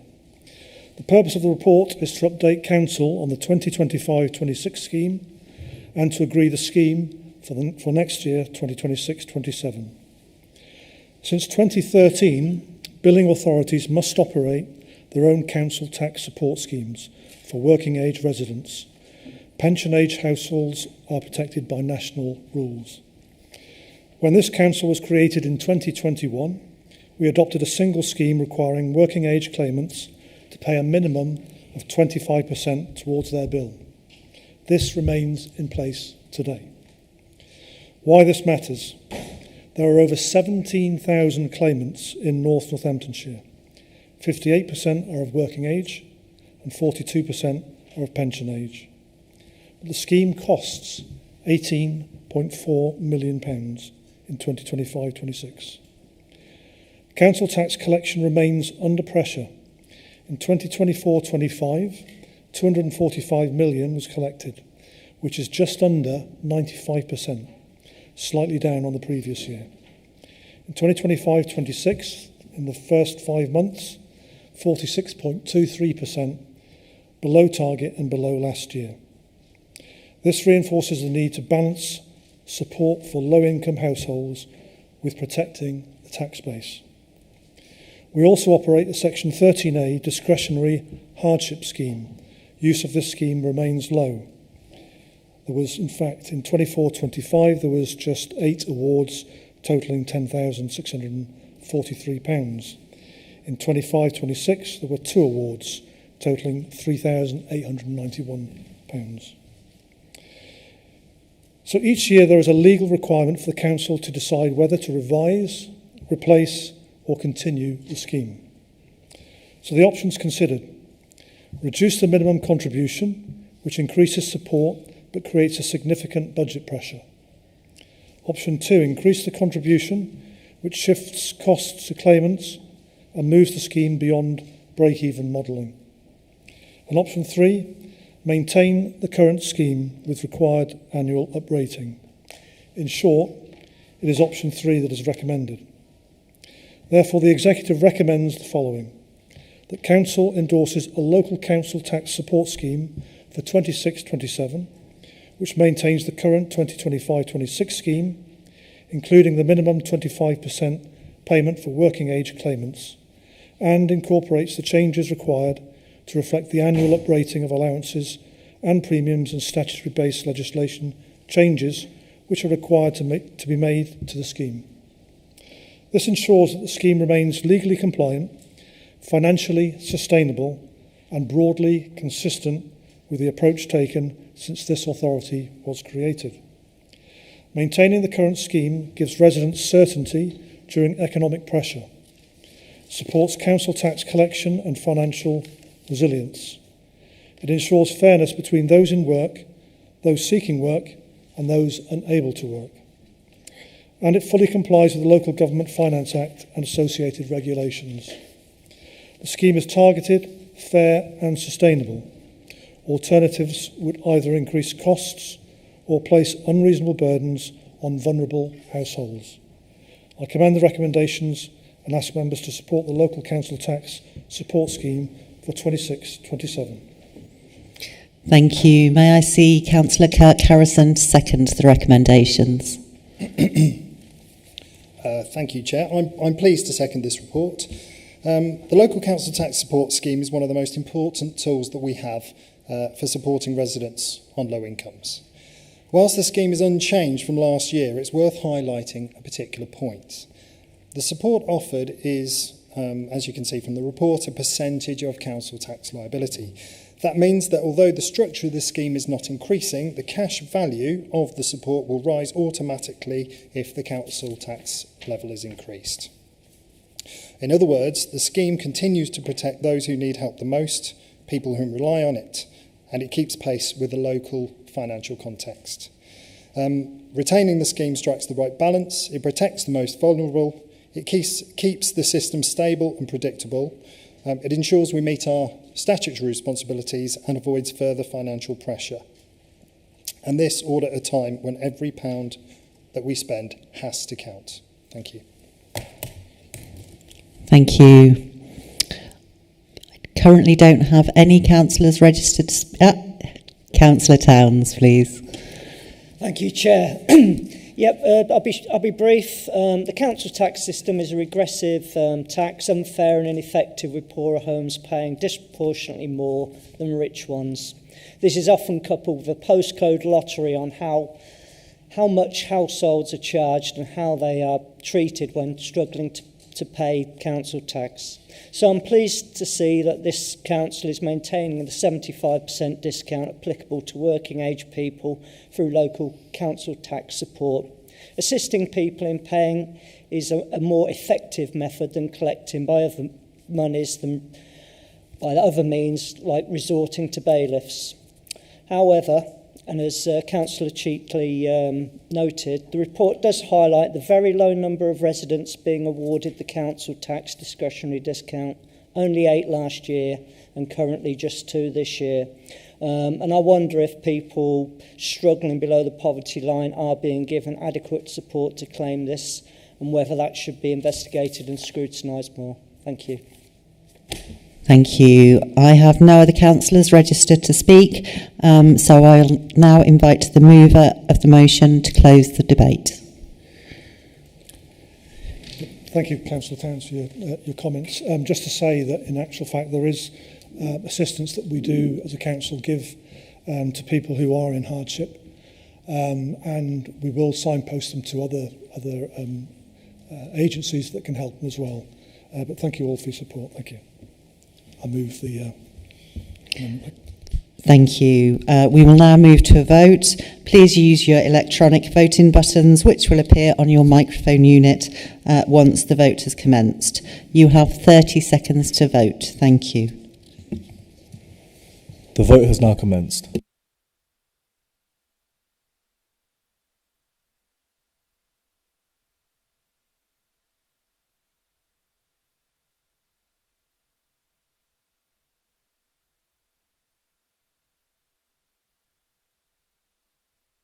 There are 10 seconds remaining.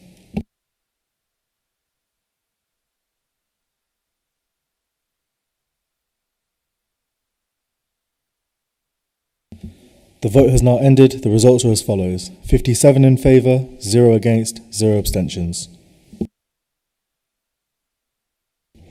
Thank you. The vote is carried.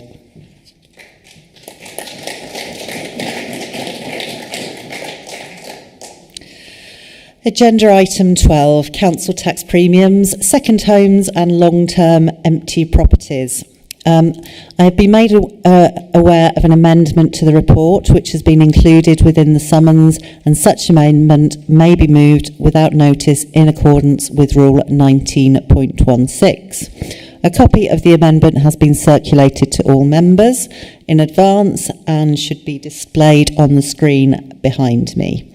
Please may I see Councillor Graham Cheatley to move the recommendations in this report as amended. Chair, I'm pleased to introduce item 12, council tax premiums for second homes and long-term empty properties. This report asks councils to use new national powers to encourage unused homes back into the market and ensure fairness for residents who do not own multiple properties. The report updates members on current long-term empty property premiums in Northamptonshire. It sets out new powers in the Levelling Up and Regeneration Act 2023, allowing councils to apply a premium after 1 year instead of the current 2 years, and introduce a second homes premium for the first time. It also seeks approval to adopt these powers for 2026-27 and 27-28, giving the required 12 months' notice. Since 2013, councils have been able to charge premiums on properties empty for more than 2 years. This was strengthened again further in 2018. The 2023 Act recognises the burden caused by homes left unused and now defines long-term empty as 1 year and permits a premium on second homes from 2025. These powers are discretionary, and it's for this council to decide whether to use them. It is recommended that council consider and endorse the proposals to introduce a premium of 100% for long-term empty properties once they have been empty for 1 year, effective from the 1st of April 2026, and to introduce a premium of 100% for second homes, effective from the 1st of April 2027, giving council taxpayers the required 12 months' notice of intention to introduce this premium. This provides the legally required 12-month notice. This change encourages owners to bring empty properties back into use and sooner. It supports housing supply. It ensures fairness for residents who fund services but do not own second or unused properties. The alternative would be to do nothing, but this would not support our housing priorities nor use the tools government has provided. So what is the current position? There are 3,138 empty properties in total in Northants. 453 meet the current definition of long-term empty. That's currently over 2 years. Under the new 1-year rule, more properties would fall into scope sooner. There are 2,685 properties that have been empty between 0 and 2 years. This means a proportion of these would attract a 100% premium if they have been empty for more than 1 year. It is estimated that an additional income in the region of £336,500 will be generated in 2026-27 based on a collection rate of 98.5%. Now, regarding second homes, which we do not currently charge a premium, there are 511 second homes, equal to 447 Band D equivalents. A 100% premium could raise up to £804,000 at 98.5% collection. After reviewing exemptions and genuine cases, income may reduce to around £450,000, but many properties may return to the market. The primary policy objective. There are some mandatory exceptions that these premiums cannot be applied to, which you'd expect. Those would include things like military accommodation, annexes used with a main residence, or probate cases where there's a 12-month exception, or properties marketed for sale or rent with a 12-month exception, empty properties undergoing major repairs. These ensure the scheme is fair and targeted. Hardship, again, which I mentioned in the previous agenda, Exemptions apply and Section 13A discretionary reductions are available in exceptional circumstances. Scrutiny and executive consideration. Well, corporate scrutiny on the 21st of October 25 supported the proposals and requested a progress report in mid-2026. Executive recommended approval to full council on the 11th of November 2025. Why council should support this? These proposals support our corporate plan. These proposals support our corporate plan commitment to increase access to good quality housing, use national powers responsible, encourage better use of existing housing stock, provide additional income for local services, align us with the approach taken by many other councils nationally. This, I believe, is a proportionate and strategic use of discretionary powers. This report asks us to take sensible steps to bring long-term empty homes back into use, reduce the number of vacant properties, and ensure fairness in our council tax system. Thank you, our Councillor. wider housing and community outcomes. I therefore commend it to Council. Thank you, Councillor Cheatley. Reasonably good. May I see Councillor Brian Benneworth to second the recommendations, please? Thank you, Chair. I'm happy to second this report and reserve my right to speak. Thank you. Thank you. Councillor Helen Harrison. Thank you, Madam Chairman. Well. In order to get elected in May, Reform UK promised us all that they would reduce our taxes. Now here we are, a mere 7 months later, and what have we got but tax rises? The leader and his executive have obviously realised that they will be criticised for so quickly reaching for the raise taxes lever. So they have cloaked the decision in vague claims of bringing homes back into use to hide their embarrassment. If this really is a noble, altruistic and moral policy, why is there not one shred of evidence for its efficacy presented in this paper? Surely if such evidence exists that this policy will bring properties flooding back into use, it would have been presented to us to help us to make an informed decision on whether to support this policy or not. Its absence speaks volumes. And I bet many of you think that the second homes premium is aimed at people who own more than one home. It is not. In fact, you don't need to own a home at all to be clobbered by this iniquitous tax. Let me give you one of the most likely scenarios. You live in, say, Newcastle. You and your partner both work in the area and have children who are settled in their schools. You're ready to take the next step in your career, and the perfect opportunity arises here in Northamptonshire. You get the job and rent a home here in order to be in the office 3 days a week. From April 2027, you will be paying full council tax in Newcastle and double council tax here in Northamptonshire. Why? Why should you pay more council tax than your neighbour for the exact same services? This is quite simply an opportunistic tax grab dressed up to make it look more respectable. About 6 months ago, Nigel Farage said that such policies were madness and extortion. And Reform UK have said we oppose second home council tax premiums. All Reform councillors in this chamber tonight have to decide whether they support Nigel Farage and their party's policy by voting against, or vote for and support this deeply, deeply unfair tax rise. I know where we stand. We will vote against. Thank you. Councillor Kirk Harrison, please. Thank you, Chair. As private sector housing falls under my portfolio, I thought I'd comment briefly on this report. Rather than penalising homeowners, this is about encouraging empty homes to be brought back into use so that they can be homes again for our residents. We know that at any one time in Northampton there are 400 long-term empty properties that have been empty for more than 2 years. These properties represent a wasted resource at a time of real housing need. Some are tied up in probate or renovation, yes, but many remain empty year after year. The public sector housing team has already undertaken assessments of 342 of these properties.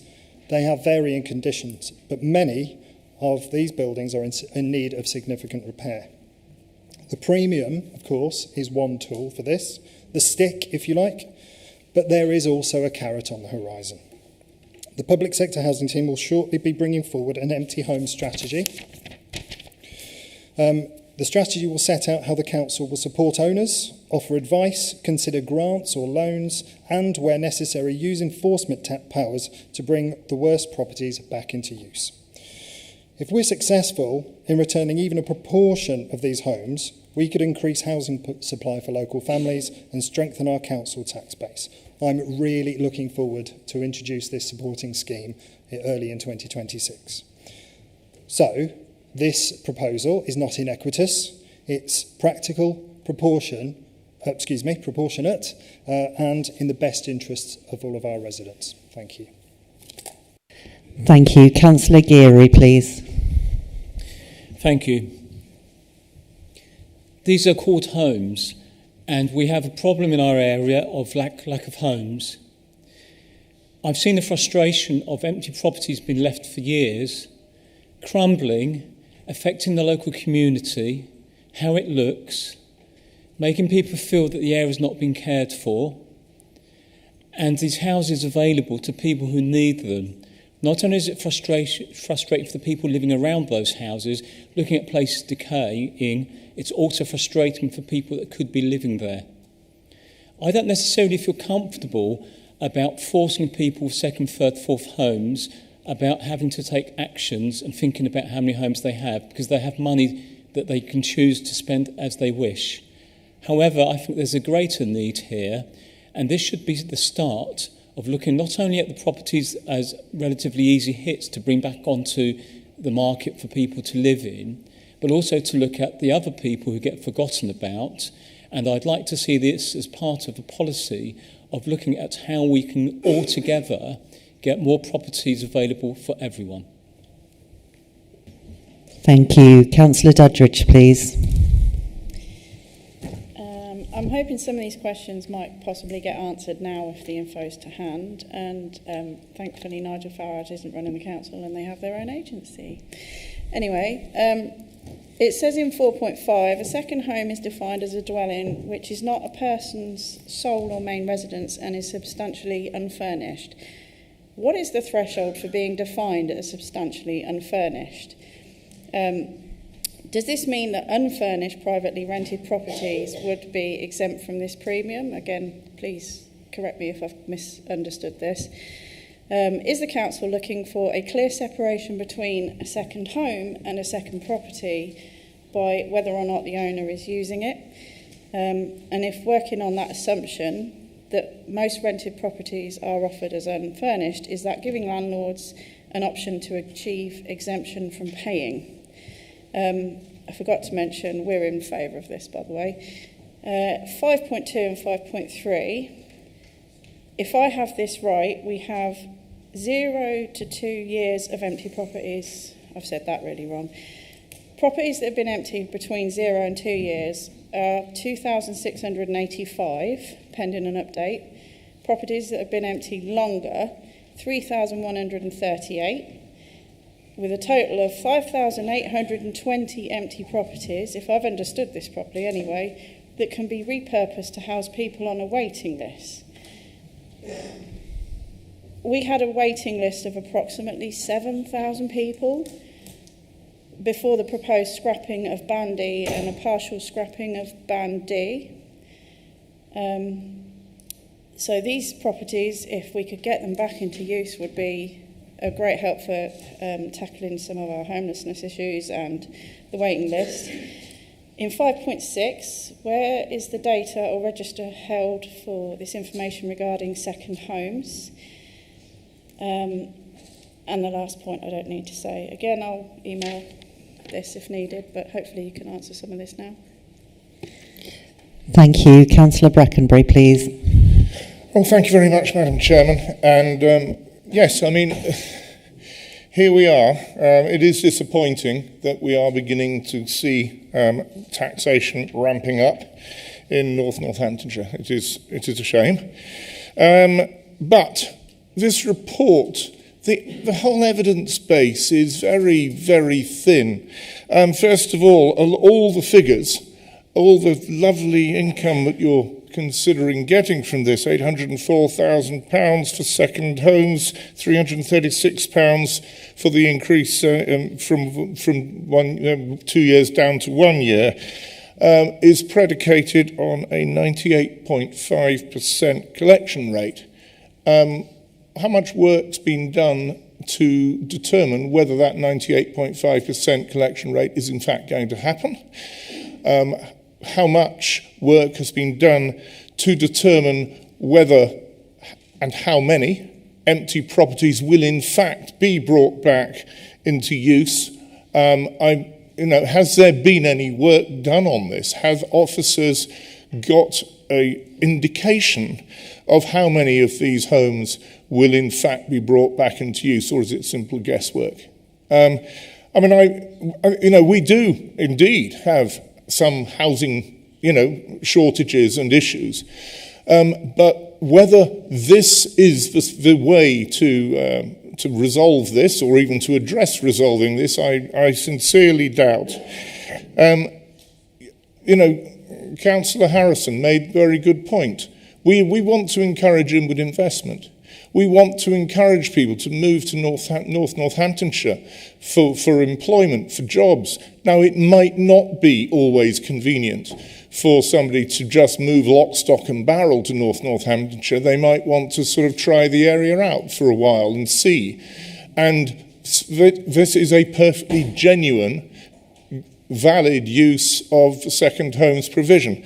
So I'm afraid, Madam Chairman, that this is ill thought through policy. It needs much more work. It isn't going to bring a whole cornucopia of new homes back into use. And I'm sorry, but I can't support it. Thank you. Thank you. Councillor Griffiths, please. Thank you, Madam Chairman. It's reported, I think, that there are 750,000 empty homes in the UK. By the way, we were doing really well before this item came along, weren't we? We have difficult choices to make. I would point out that other reformed councils have adopted this scheme. Be under no illusion, if we do not adopt this policy, something will have to go as we aim to deliver a balanced budget. Reform did promise to reduce tax, and in government it will reduce tax. Last but not least, this council is controlled from Corby, Kettering, Wellingborough and Northamptonshire, and not from Westminster. Thank you, Madam Chair. Thank you. Councillor Conway, please. Thank you, Chair. I would just like to highlight a section in the report that clearly, it would appear, has not been read by some people. Section 5.13 clearly states the following exceptions apply only to second homes. Job-related dwellings. However, this exception will not apply to cases where someone has chosen to have an additional property to be closer to work while having a family home elsewhere. Thank you. That's exactly what I said. That's exactly what I described. That you would have to pay the second home's amount. If you were working here but you had a house somewhere else and you were renting here, you would have to pay the second home. Chair, if I may just, Councillor Harrison has raised a valid point of order. The Chair will rule on that, and then we move back to Councillor Conway.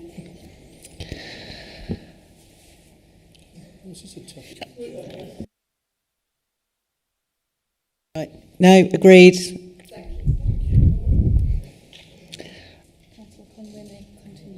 Councillor Conway, would you like to continue? You have some time left. No, that's fine. Thank you. Thank you. I have nobody else registered to speak, so if I may invite Councillor Bennyworth as seconder to speak, please. Thank you, Chair. Across Northamptonshire, we face a growing pressure on housing. That is undeniable. Families are waiting for suitable homes, young people are struggling to get on the property ladder, and yet thousands of properties sit empty or as used as second homes for much of the year. Bringing these homes back into use benefits everybody. It increases the supply of housing without the need for new development, helps reduce homelessness, and strengthens our communities. Empty properties can often fall into disrepair, attracting vandalism and affecting neighbourhoods. By incentivising owners to act, we can turn those liabilities into assets, safe, warm homes for local people. Introducing a premium after 1 year rather than 2 sends a clear message. Homes are for living in, not for leaving empty. Similarly, applying the premium to second homes reflects the reality that these properties still rely on local services. This is not about punishment. It's about encouraging responsible ownership and supporting our residents. Every home brought back into use is a step towards meeting a housing need, reducing pressure on council services and creating stronger and more vibrant communities. I urge members to support this proposal. It is fair, it's practical, and will make a real difference to the people that we serve. Thank you. Thank you, and I'll return to Councillor Cheatley to close the debate. Thank you all for your negative or positive comments. It was a good debate. I thought it would be a bit lively. What I would say is, from my experience, I think we've all probably got or seen empty houses in your street. Some smashed windows, antisocial behaviour. Some that have been left empty for many, many years. I can picture some now in my own head. Some that are set alight by youngsters or whatever. I want to do everything that I can to bring those properties back into use, whether they're let out or whether they're sold back onto the market. And I just, being a new councillor myself, I hark back to my first week as a councillor, and I took a distressed call from a single lady who was in her 60s, lived in Corby all of her life, brought up a family, and she was evicted by her landlord, and the house was sold. She was homeless. She got my number off the web, and she spoke to me. Long story short, the council came in and did what we're very, very good at doing, and give her temporary accommodation. And then she made a bit of a mistake, because she then went and stayed with her son, living in a one-bedroom flat with 4 other people. Now, I think back to that lady. If I could bring just one of those properties back to use for that woman who deserves a house, then I would. I move the recommendation. Thank you. We will now move to vote. Please use your electronic voting buttons, which will appear on your microphone unit once the vote has commenced. You will have 30 seconds to vote. Thank you. The vote has now commenced.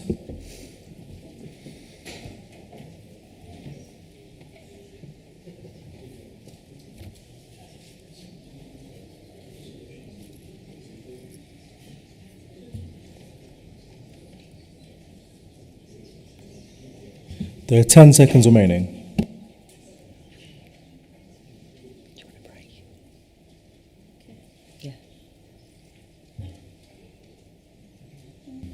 The vote has now ended. The results are as follows: 46 in favour, 11 against, 1 abstention. The recommendation is carried. So before we move on to agenda item 13, I suggest we take a 10-minute break and reconvene at 5 minutes past 8. Thank you.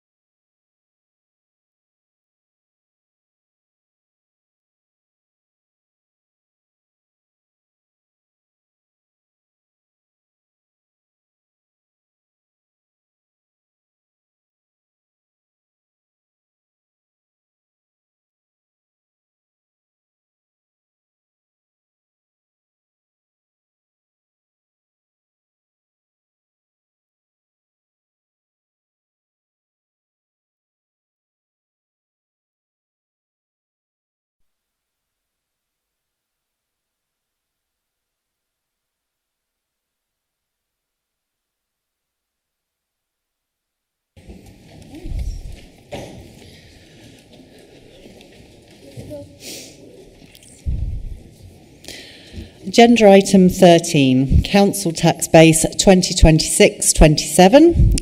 Please may I see Councillor Graham Cheatley to move the recommendations in this report.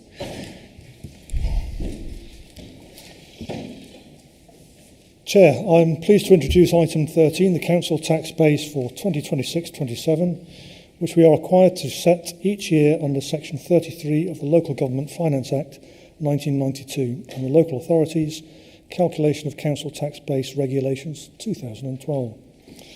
This decision must be made by the 31st of January 2026, as it underpins the Council's budget and the precepts for police, fire and our town and parish councils. For 2026-27, the calculation has been completed using the statutory period of data from the 1st of October 2024 to the 30th of September 2025. It takes account of projected new housing growth, expected occupation rates, discounts, exemptions, the local council tax support scheme and the updated premiums and reliefs built into the CTB1 return. The resulting Band D equivalent tax base before applying the collection rate is 121,171 properties. After applying the assumed collection rate of 98.5%, which remains unchanged from last year and is considered prudent based on current performance and write-off levels. The net tax base is 119,354. This represents an increase of 1,769 properties, which is essentially a 1.5% rise compared with last year. This increase reflects continued housing growth across North Northamptonshire, as well as the updated assumptions around discounts, exemptions and our council tax support scheme. It also includes the Band D equivalents for all town and parish areas, which are detailed in Appendix A. Members should note that the changes to the tax base directly influence our council tax requirement for next year and are fully aligned with the medium-term financial plan. As ever, the tax base is not merely a technical exercise, it is a core part of ensuring our budget is legally balanced. The report also highlights the risks inherent in forecasting new developments, occupation levels and discount trends. These are well understood and managed. The assumptions used are both reasonable and compliant with legislation. There is no requirement for consultation, and the calculation does not generate equality, climate or community impacts. Chair, the recommendation before Council is straightforward. The full Council approve a council tax base of 119,354 Band D equivalent properties for 2026-27 and note the continuation of a 98.5% collection rate assumption. This provides a stable and evidence-based foundation for our budget setting, supports precepting bodies to plan effectively and reflects a realistic assessment of growth across our communities. I therefore commend the recommendation to Council. Thank you, Chair. Thank you. May I please see Councillor Kirk Harrison to second the recommendations? Thank you, Chair. I second the report and I want to speak briefly about the wider context behind the tax base and the budget decisions that will inevitably follow it. The public should be aware that the Labour government, like successive Conservative governments before it, has chosen not to fund local authorities adequately, while at the same time placing greater expectations on us to deliver more with less. What's particularly important for tonight's discussion is that the government has built into the national funding formula an explicit assumption that every council in England will increase council tax by the maximum amount permitted. Let me say that again for clarity. The government has left us with no alternative. They have unilaterally decided that council tax will rise to the limit. Local taxation should reflect local decisions, but this proposed rise is not a local choice. Under the assumption, the decision has already been made for us in Whitehall, and it places us and other councils across the country in an impossible position. It leaves councils accountable for decisions that are in reality predetermined. Residents deserve transparency about where these pressures originate. The 4.99 predetermined increase is also a clear breach of the government's manifesto commitment not to raise tax on working people. Yet another one. Reform UK takes a different view. We believe local government should be properly funded through reducing waste in central government. A reform UK government would ensure that resources reach the front line. Councils should not be forced into these annual dilemmas where residents shoulder the burden because Whitehall refused to do so. For now, we must set the council tax base as required by law, but residents deserve to know why councils nationwide are being driven to the same position and, most importantly, who is responsible for that pressure. Thank you.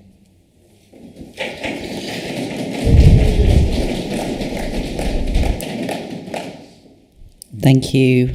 I currently have nobody registered to speak. Perfect. Councillor Partridge Underwood, please. Madam Chairman, for 46 years, 46 years, I've listened to this debate. This is not a party political broadcast. This is a simple statement of fact. The tax base. That's all we're dealing with on this agenda item. And I'm disappointed that it's been turned into a party political argument. Thank you. Councillor Doddridge, please. Can I just quickly ask then, am I allowed to say you here? Yeah. Are you saying that if you had no directive from central government, this council wouldn't be raising council tax? How else would you be funding services as costs increase?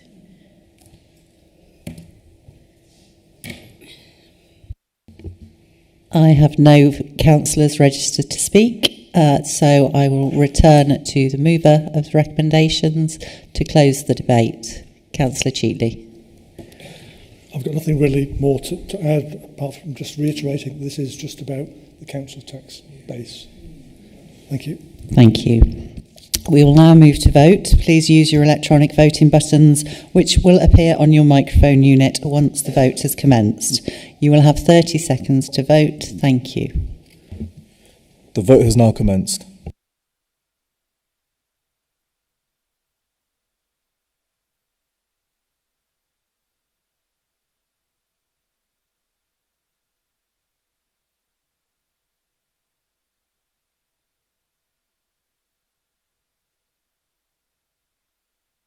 There are 10 seconds remaining.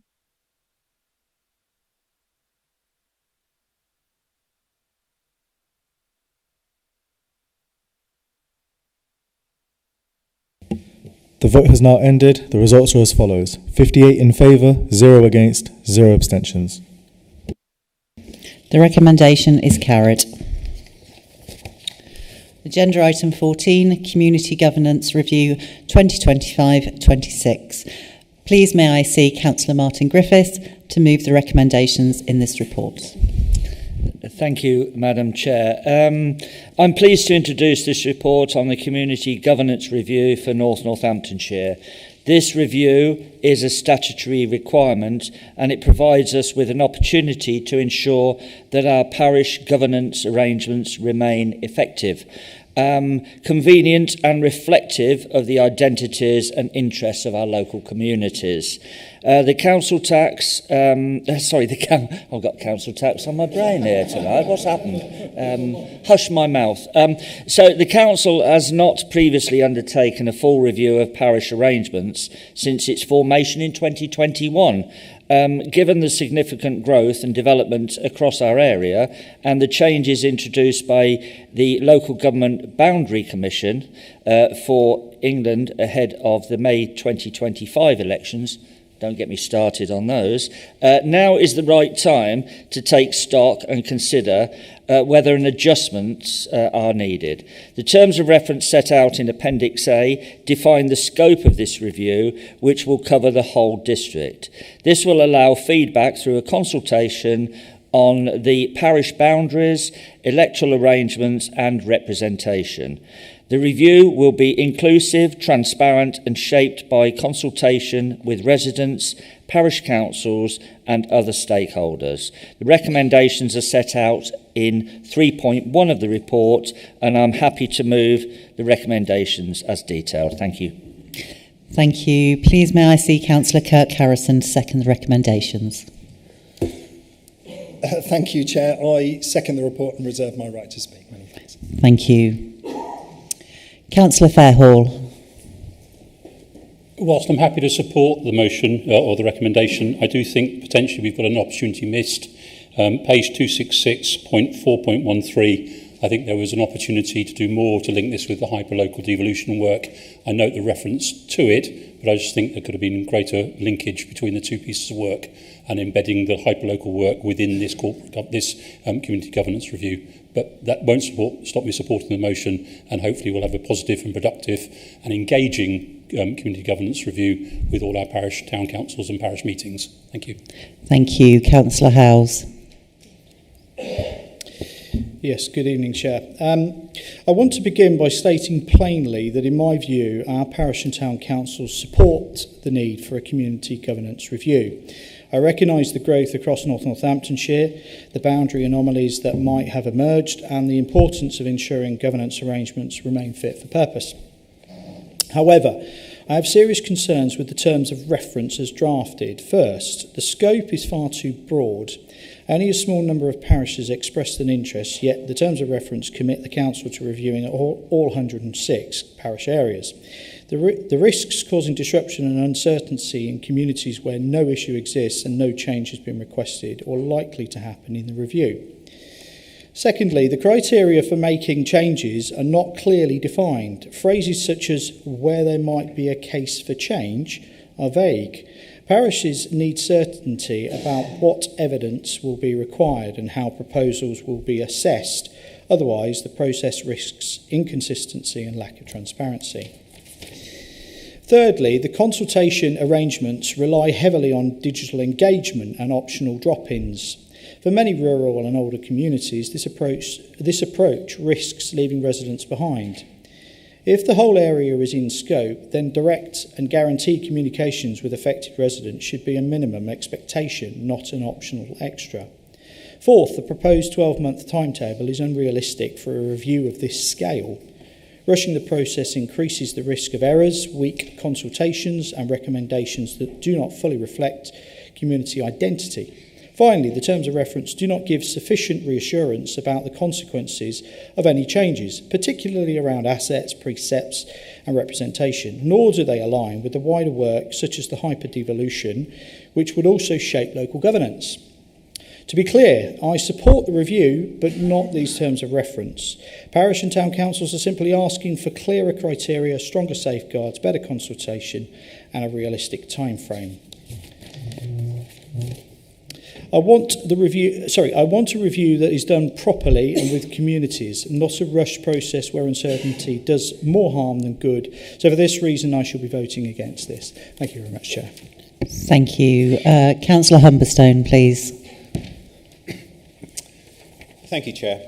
I echo what the leader said, that regular electoral reviews are important, as we saw earlier this year with our own local election, and as we saw last year with the reviewed parliamentary boundaries for the general election.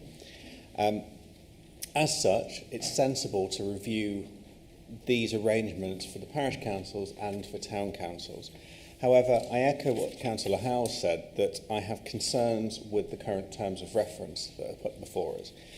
Alongside Councillors Harrison and Fairhall, I share a large number of town and parish councils, disproportionately higher than other wards. They do excellent work within the local communities, and some of these councils are responsible for very small villages. My issue is they may be impacted by these changes more than some others. At worst, their existence may be threatened. Even if not, the numbers of councillors could be limited. Secondly, with the Christmas period approaching, the initial consultation is relatively short. Two of the local parish councils are meeting this evening and won't meet now until the end of January. It gives them a very short amount of time to fully debate these before the first 20th of February deadline. I'm concerned that they won't be able to go through this in enough detail. So while I support that we need to review the arrangements, I do not support the terms of reference. Thank you. Councillor Brackenbury, please. Thank you again, Madam Chairman. And, I'm grateful to colleagues who've spoken on this item. Because in principle, I completely agree. It's a good idea to have a review in very much the terms that are indicated. But like Councillors Harris and Humberstone, you know, I too have a large rural ward. We have a number, you know, we've got about 17 parish councils, parish meetings, one town council. And the period that this consultation is going to be going through, the first consultation, as Councillor Humberstone indicates, ends on the 20th of February. Many of these councils will not have met to make their own minds up and have their own views on how to respond to the consultation by then. So while I absolutely endorse the principle of having this review, I wonder if we want to perhaps consider a pause, maybe of 6 months, and then go for it, but by which time the council and officers would have had an opportunity to informally engage with parishes and towns so that they know what's coming down the tracks and so that they know how and to contribute to a review, which would be a richer and more successful review by doing so. So I just, I'm not necessarily moving an amendment at this point, but I'm suggesting whether the administration would consider delaying the adoption of this policy for 6 months and then going for the review, which, as I say, I'm completely in agreement with in principle. Thank you, Chair. Thank you. Councillor Doddridge, please. I'm probably not doing procedure correctly here, but is it possible we could get extensions for mics? Because when we have taller members, if they're bending over, they're hurting their back. If they're standing up, I can't hear them. Camilla's just going to come in on that. Councillor Doddridge, that was actually raised at the last meeting, and we are procuring some risers for the future meetings. Thanks, lovely. Okay, I've got no further councillors registered to speak, so I will return to Councillor Kirk Harrison, who seconded the recommendations. Thank you, Chair. Our towns and parishes evolve over time, especially in areas of growth. Boundaries that made sense before perhaps no longer do. New communities emerge and others expand. Parish governance must reflect those changes.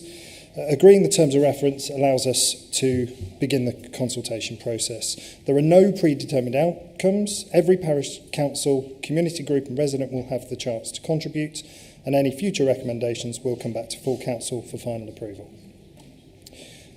I have nothing more to add. Many thanks. Thank you. May I see Councillor Griffiths to close the debate, please? Yeah, thank you. And Councillor Harrison has covered some of the points I was going to raise, so I won't reiterate those. This administration respects parish and town councils very much so. I'm getting round to visit as many as I possibly can. Whether I do the 100 plus in this term of office remains to be seen. Councillor Howes mentioned, 12 months is insufficient time. I have to beg the question, why wasn't it started under the last administration in that case? This will allow feedback through a consultation, and I draw comparisons to our corporate plan, which was unanimously supported in this chamber, and that started from a consultation. The other thing is, of course, our parish and town councils can arrange an extraordinary meeting, perhaps in January, after they've got over the excesses of the Christmas period. So with that, I move the report, Madam Chair. Thank you. We will now move to a vote. Please use your electronic voting buttons, which will appear on your microphone unit once the vote has commenced. You will have 30 seconds to vote. Thank you. The vote has now commenced.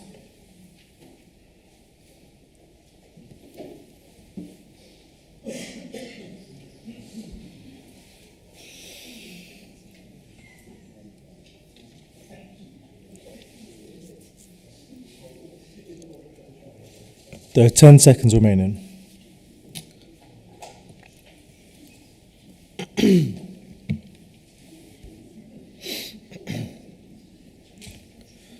vote has now ended. The results are as follows. 49 in favour, 4 against, 4 abstentions. The recommendation is carried.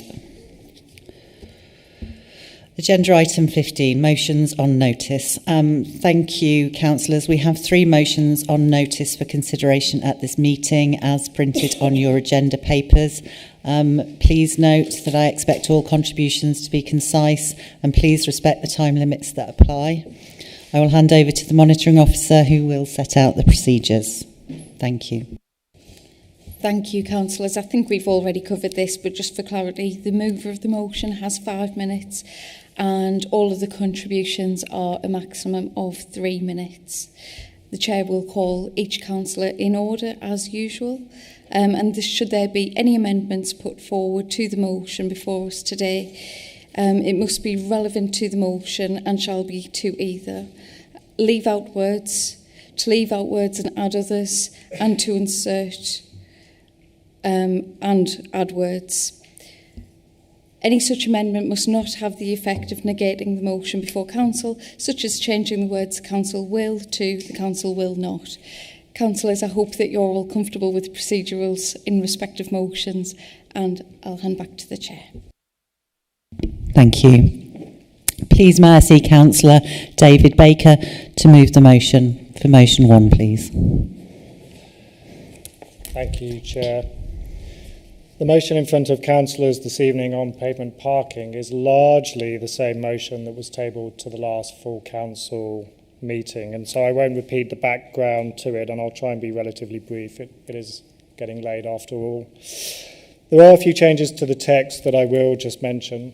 A lot of the background text has been taken out, and so it's much more concise and focused, and I think that's positive.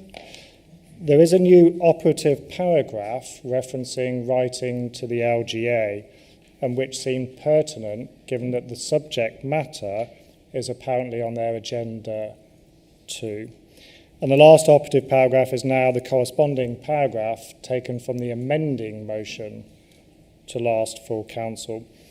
It is on this basis that I move the motion this evening for councillors' agreement, and can I just express my thanks to all councillors who have been involved since the last meeting in ensuring that we've been able to resubmit this motion to this council so soon after the last meeting.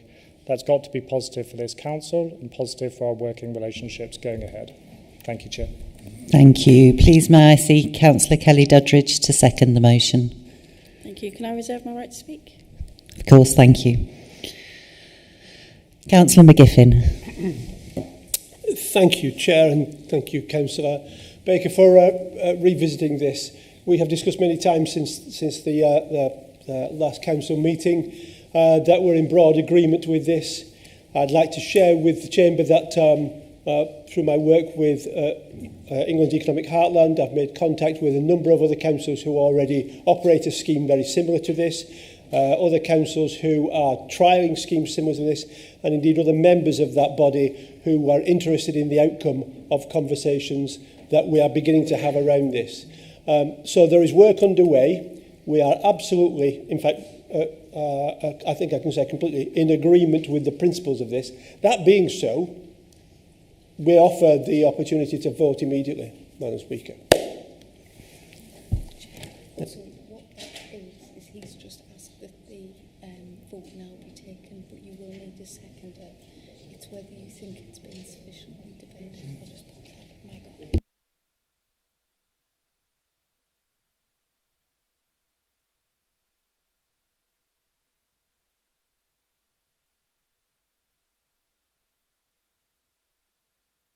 Okay. And then we'll have to take a vote. Okay. Okay, so Councillor McGiffin has proposed that we move straight to vote on this. Is there a seconder for that, please? Thank you. Councillor Griffiths. So we'll now move to vote on whether we move to vote. I think we'll do a quick show of hands. And everybody happy to move to a vote straight away? Okay. Against? Abstentions? Okay. If we can go back to Councillor Duddridge as seconder. Sorry, there seems to be a bit of confusion at this end of what we were voting for, because the end of Councillor McGiffin's sentence kind of died off and we didn't hear it. Okay, so Councillor McGiffin proposed that we move straight to vote rather than further debate this issue.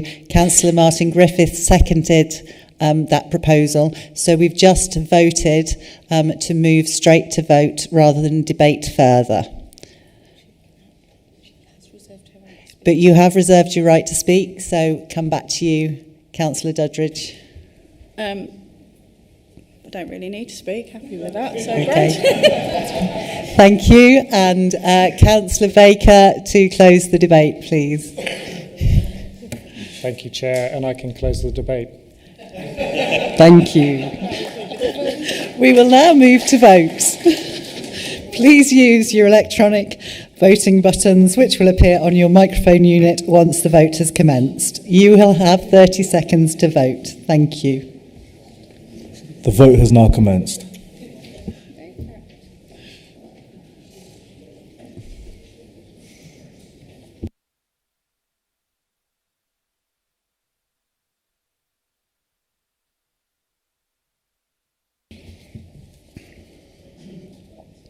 There are 10 seconds remaining.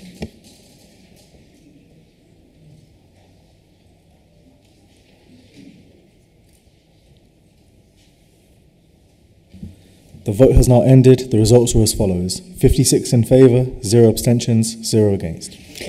The motion is carried.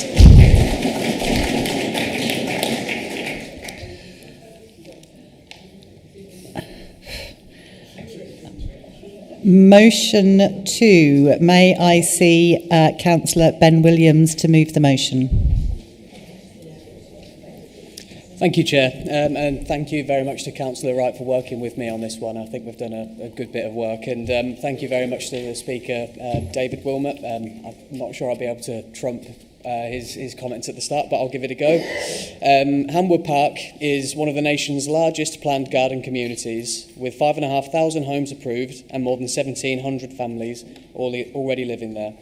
As the Councillor for Eyes Ward, which covers a significant portion of the development, I regularly hear from residents asking what is happening with the secondary school that they were promised. I'm sure colleagues in Burton and Barton Ward, who share a significant portion of this development, will also have had many similar inquiries. The need for clarity is both genuine and urgent. The Hamwood Park Secondary School was approved by the DfE in 2021 and remains listed as a pre-opening school. Since then, this council has repeatedly been told that a final decision would be made, first by January 2024, then by Easter 2024, and at every sufficiency meeting since, yet we still have no formal confirmation from government. This uncertainty is now having real impacts. Secondary school places in Kettering are forecast to be under significant pressure, and demand for SEND provision continues to rise. The school is ready to proceed.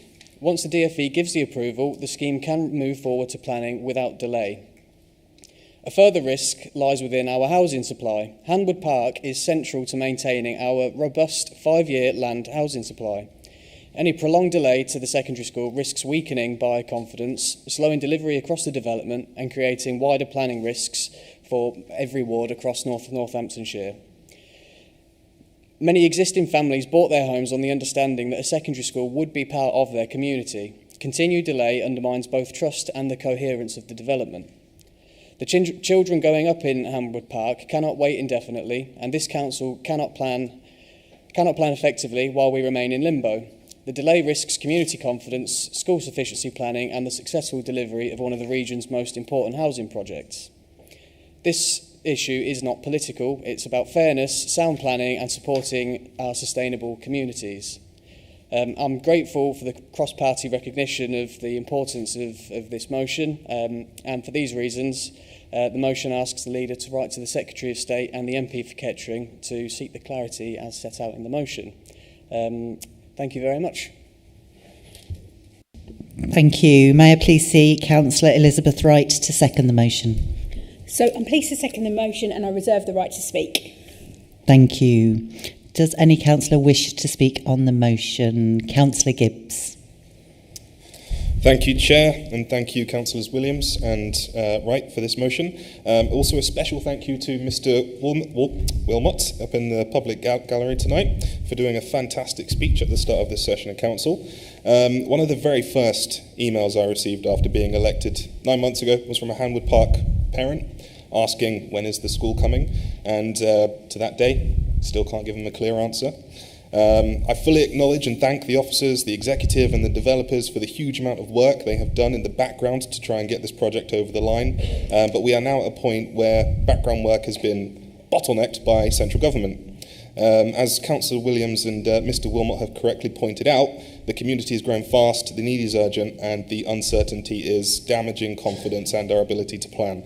If this council sending a firm, united letter to the Secretary of State and the MP for Kettering is what is needed to finally bring clarity and commitment we need, not just for Hanwood Park but for other pressured areas across Northamptonshire, then this motion must pass.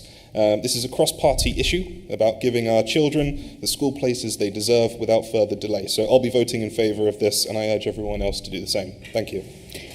Thank you. I have no further councillors registered to speak, so I will return to the seconder, Councillor Wright. Thank you, Chair. So I'm pleased to second this cross-party motion, and I want to begin by thanking the resident who has spoken today. Their contributions reflect exactly what we hear across Hanwell Park. Families were promised a school, and they now simply want clarity and honesty about when it will be delivered. As Executive Member for Children, Education and Families, my responsibility is to ensure we have the right school places available at the right time. Hanwood Park Secondary School is not optional infrastructure, it is essential.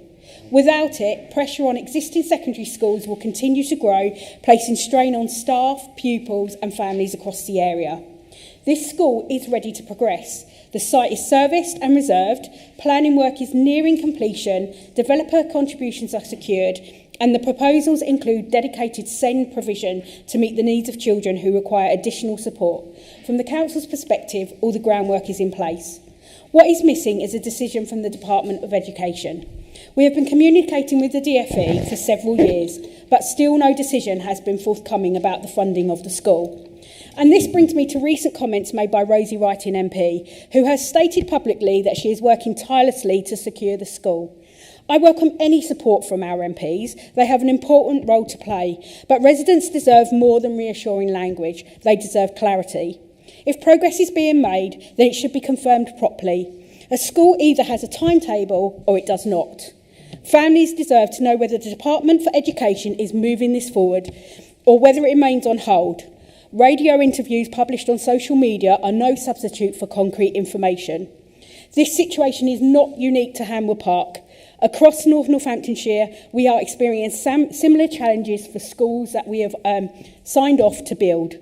So national decisions do not keep pace with the needs of fast-growing communities.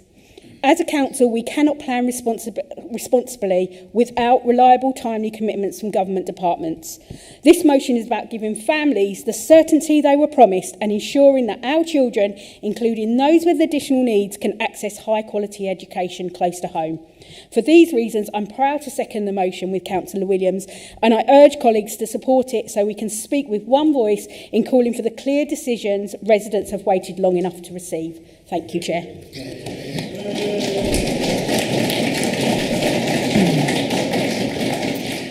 Thank you. I will now invite the mover of the motion, Councillor Ben Williams, to close the debate. Nothing else to add, and thank you very much for everyone's comments. Thank you. We will now move to vote. Please use your electronic voting buttons, which will appear on your microphone unit once the vote has commenced. You have 30 seconds to vote. Thank you. The vote has now commenced.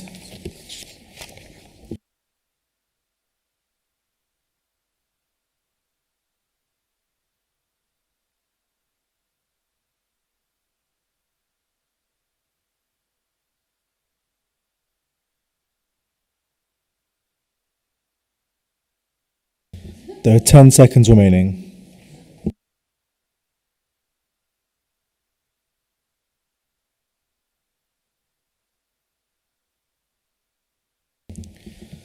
The vote has now ended. The results are as follows. 57 in favour, 0 against, 0 abstentions.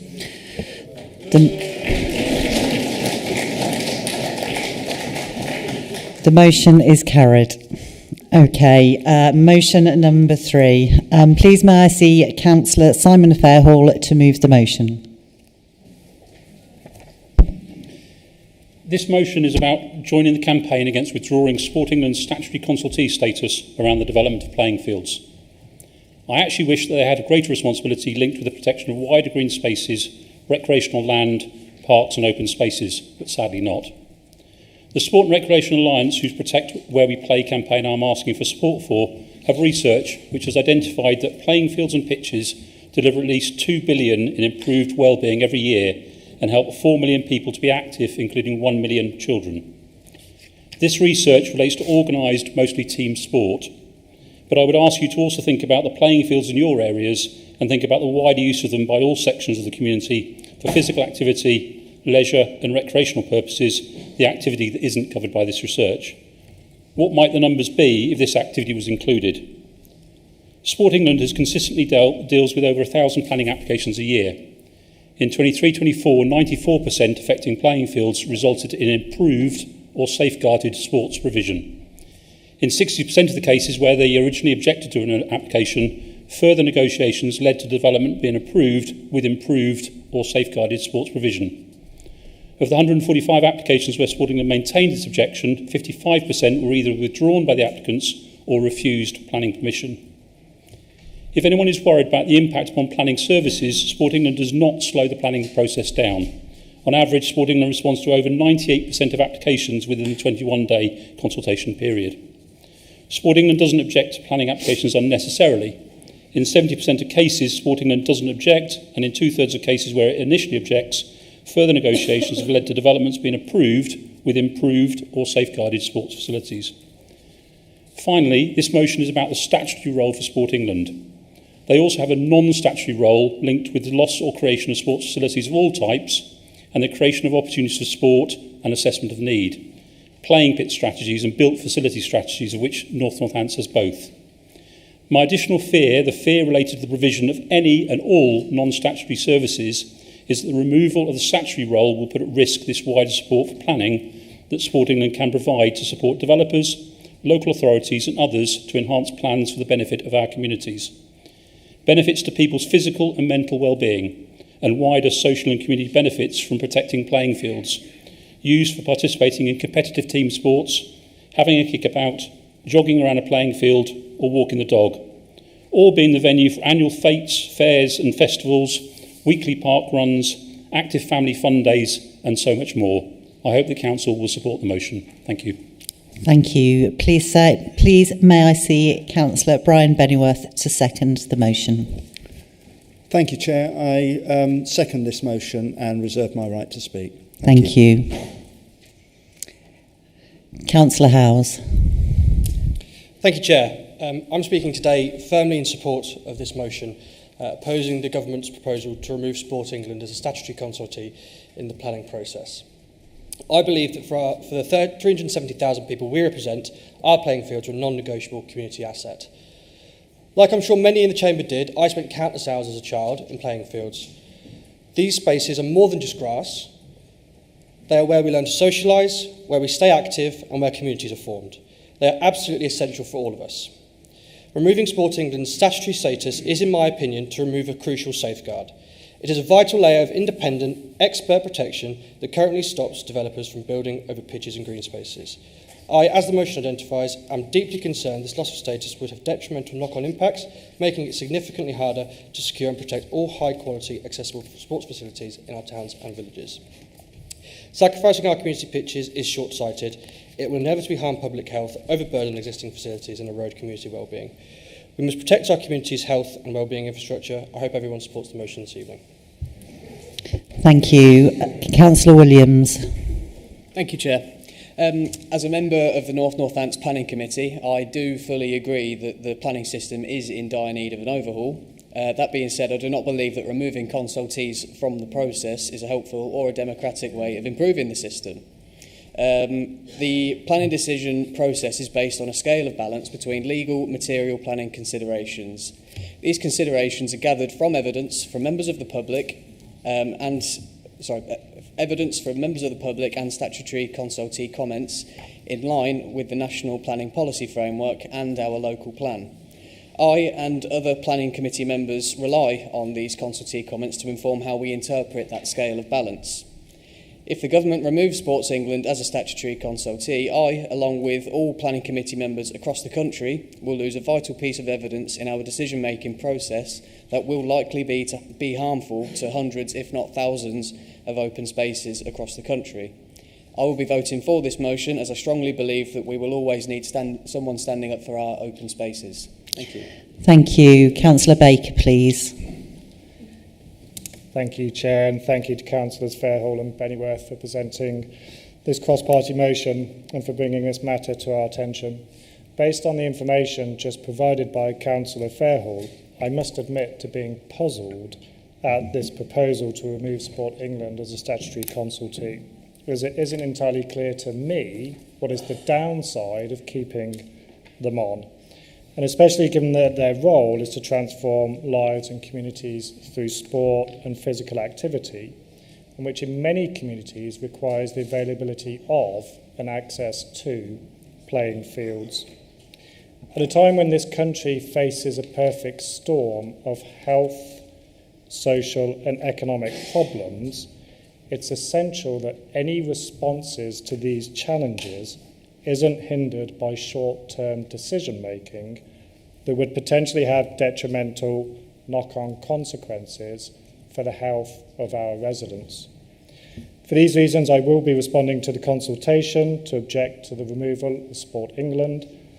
I will encourage my MP, Sarah Ball, to support the campaign, and I will be supporting this motion this evening. Thank you, Chair. Thank you. Councillor Griffiths, please. Thank you, Chairman. And why wouldn't I support a motion from a community champion who has delivered so much for his local area, as I mentioned in my address earlier on, and from a portfolio holder in Councillor Brian Bennyworth, who is absolutely passionate about this subject. So yes, I've seen what he's going to say in a short while. I think it's brilliant that we're working together on motions such as this, and I fully support it. Thank you. Thank you. I'm just going to pause a minute because I'm looking at the time. We're now approaching 3 hours duration of the meeting. In accordance with meeting procedure 10, I would like to draw your attention to the guillotine. May I seek a mover and a seconder to propose a guillotine motion? I'm thinking extension to 9:15. Mover, Councillor Harrison. Seconder, Councillor MacDonald. Is everybody in favour? Hands up, please, for yes. No. Abstentions? Perfect. Thank you. We'll carry on to 9:15. So, Councillor McLean, please. Thank you, Chair.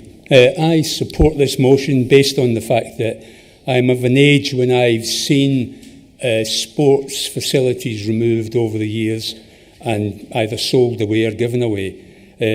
I joined the Air Force when I was 19 and I've played sport all of my life.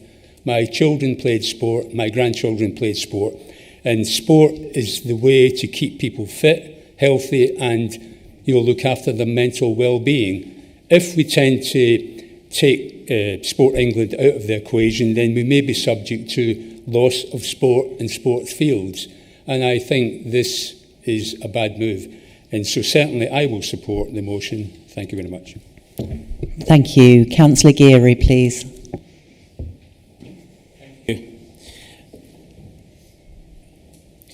Please don't tell your children when you go home tonight, but I've got a secret. On Saturday in Kettering, I played an all-time superhero, Father Christmas. You may have heard of him. He brings great joy and happiness to us all. Here at NNC this evening, we've got two superheroes. We have Councillor Bellingworth, who's yet to speak, and Councillor Fairhall. These superheroes need extra firepower of our support for the motion, and they need us all to team up with Sport England, who offer their expertise in protecting our well-being and guaranteeing health, enhancing lifetime memories. This NNC superhero and Sport England team's motto could be to protect where we play. We need this combined team as part of scrutinising development plans. Local play provision and sufficient facilities for life are so crucial to our joy and happiness. They help to make life worth living. Playing fields and facilities for us all. It's not just houses. We need more than mini manners of mediocrity. We all live for moments of memory. Memories, which could include those losing on the sloping Raunds football pitch, having a tremendous stormy Turner-esque day in the Eyes Valley Kettering, and a hard-won victory in Corby. Not too often are those. Memories. We can leave fields and facilities to chance, or we can support their motion. Perhaps if Santa wasn't so busy, he would say, I bring joy and happiness at Christmas, and you could do the same to make moments of memories, not only for us and our children, but for the future. Support this motion.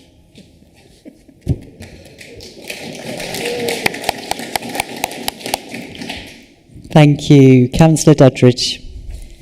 I'm sorry, I seem to have caught the bug for speaking tonight when I'm normally really nervous. Apologies, but it's not relevant to the motion. But can I just say, as a sad person who used to watch meetings before joining, how impressed I am. We've got through all of this in pretty much the time allotted. That was it. Sorry. Thank you. And as seconder of the motion, I'll return to Councillor Brian Benworth. Thank you, Chair. And firstly, thank you to Councillor Fairhall for reaching out and allowing us to work on this cross-party motion.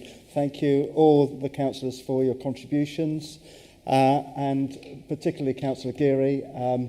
Just for the record, I may appear superhero, but I'm not actually one. Chair, I speak in strong support of this motion as it addresses a critical issue. The government's proposal to remove Sport England as a statutory consultee for planning applications involving playing fields. For me, this is not a minor technical change. It's a decision that could have serious consequences for health, well-being and community life in Northamptonshire. Sport England's statutory role ensures that when development proposals come forward, the impact on playing fields and sports facilities is properly considered. These spaces are not just patches of grass, they are vital community assets.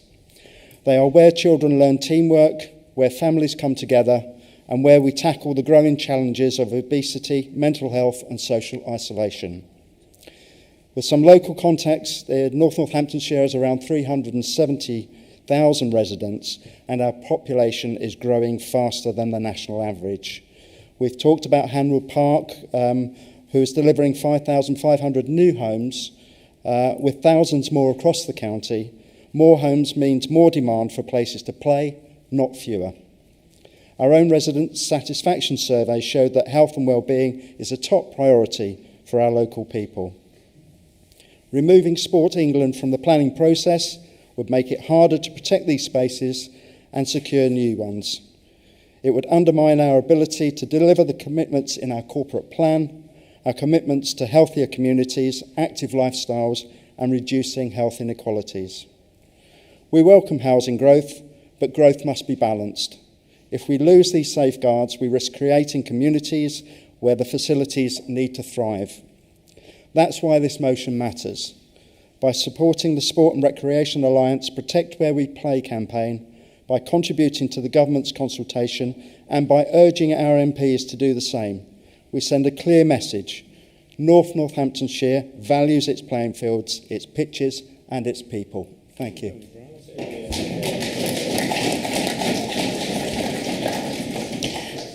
Thank you. I will now invite the mover of the motion, Councillor Simon Fairhall, to close the debate. In light of the wonderful support around the Chamber and the impending guillotine, I'll leave my wonderfully insightful, funny and magnificent call to action to another day. Thank you. Thank you. We will now move to vote. Please use your electronic voting buttons, which will appear on your microphone unit once the vote has commenced. You will have 30 seconds to vote. Thank you. The vote has now commenced.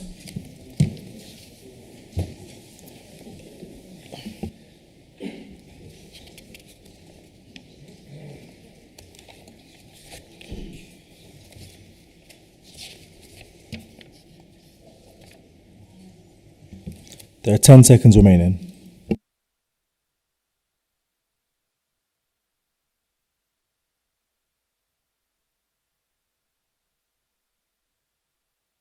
The vote has now ended. The results are as follows. 56 in favour, 0 against, 1 abstention. The motion is carried. Agenda item 16, councillor questions.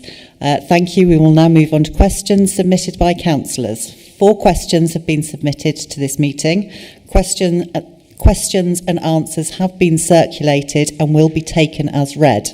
I will therefore invite supplementary questions and ask that supplementary questions and responses should be concise. Question number 1 has been presented by Councillor Simon Fairhall. Councillor Fairhall, do you have a supplementary question, please? Please, and sorry it's me again, but parties with very few seats need to grab every opportunity for coverage because they get so little. Martin, thank you for the kind words at the start of the meeting as well. Your initial reply to my question seems almost positive, but having reviewed the Foundation Strategic Authority's information, I concur with your assessment of the opportunities. They're a little bit like crumbs off the table. But I am concerned that Bedfordshire, Luton and Milton Keynes seem less than keen to engage, and we seem to face either a forced marriage with them or to reform Northamptonshire. Do you share my concerns, or can you say anything to allay them? Councillor Griffiths. Thank you, Chair. And I look forward to the government engaging with local leaders next year with a timetable. In fact, I can't wait, Madam Chairman. Although I'm concerned about there being sufficient civil servant support for devolution deals and local government reorganisation, I remain committed on behalf of this council to deliver the very best for Northamptonshire. And I'm always, a glass half full type of person, as opposed to a glass half empty. And I'm confident that we will have a better relationship next year with our partners in the South Midlands region. I know them well, and so I remain positive. Thank you. Question 2 has been presented by Councillor John Humberstone. Councillor Humberstone, do you have a supplementary question, please? Thank you, Chair, and also thank you to Councillor McGiffin for his response, and I'd like to also thank him for his cross-party support on a highways issue that I've recently flagged with him. I know that we are in agreement to deliver safe and high-quality roads to the people of Northamptonshire. I'm broadly in support of the current NNC Highways Plan and the focus on road resurfacing. I would like to ask that there is a new spotlight on rural roads. We've all seen a large amount of highways transformation, particularly in Corby, but the quality of roads in some of my small towns and villages needs urgent review. I also do need to draw attention to pothole repair. Despite election promises and the large central government funding increase on highways, there has actually been a small reduction in the number of potholes repaired since May, when compared to the quarter prior to this. I'm very pleased to hear that there will be a substantial increase in this, but can I ask to what level this will increase in 2026, and if there will be a focus on rural roads? Thank you. Councillor McGiffin, please. Yeah. Thank you, John. It's a good day out in Oundle. Thank you. Appreciated it. There is a strategic plan. There is a challenge. 90% of our roads are rural type roads, which are evolved roads rather than constructed roads. They need more attention and fail more frequently. There is new technology that we're using as part of this. You're quite right. We took administration and we were 256, and I can't remember the percentage number, behind plan at that point. At the end of October, we were 53 defects behind plan. So broadly back on track. And that is the reason for the reduction in the number of crews in order to keep our costs in line. We're still on track. The plan, and what I'll do is I'll write to you with the detail, because there is a lot of detail that sits behind it, because the strategy is based upon new tech, is based upon best practice, the things that I laid out when Councillor Brackenbury asked me the question in my very first council meeting. The detail will take us to a place where in the next 2 years we will break the back of the underinvestment over previous terms, and we will move into a strategic measure of micro asphalting, road dressing and extra resurfacing. Some, for your information, year on year, comparatively, we are 15% up on surface dressing. We're a substantial 52% up year on year for pothole repairs, which includes new tech in terms of dressing rather than just defect filling. And a whacking 57% up on resurfacing, though resurfacing does not form a very large part of the work that we do. There is detail. I'll write to you with the detail. There's a strategy and a plan, and it looks better from here. Thank you.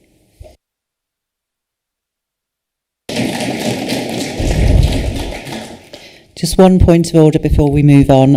The supplementary question is just that, one question rather than questions. So just a brief reminder. Question 3 has been presented by Councillor David Brackenbury. Councillor Brackenbury, do you have a supplementary question?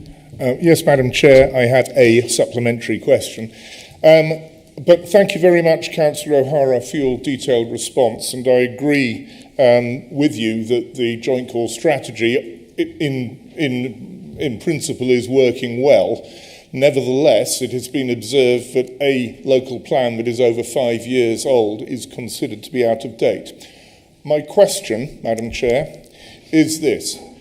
Is the Council still on track to submit a local plan to the Secretary of State by December 2026 in line with current government guidelines? Councillor O'Hara. Thank you for the supplementary question. As you're aware, Councillor Brackenbury, we have a fantastic team of officers that are working hard to deliver this plan. As far as I'm aware, that this plan will be delivered on time. Thank you. Question 4 was presented by Councillor Jim Hakewell, who is not in attendance tonight, so we will not have a supplementary question. The next agenda item is urgent items. There are no urgent items of business to be considered on the agenda today. Thank you, councillors and officers and members of the public watching either in the gallery or at home. That now completes the business of the meeting. Before I close the meeting, I want to confirm that due to the number of agenda items scheduled for December, I have approved an additional meeting date of Thursday, the 22nd of January. Democratic Services have sent Outlook calendar appointments for this meeting. I now declare this meeting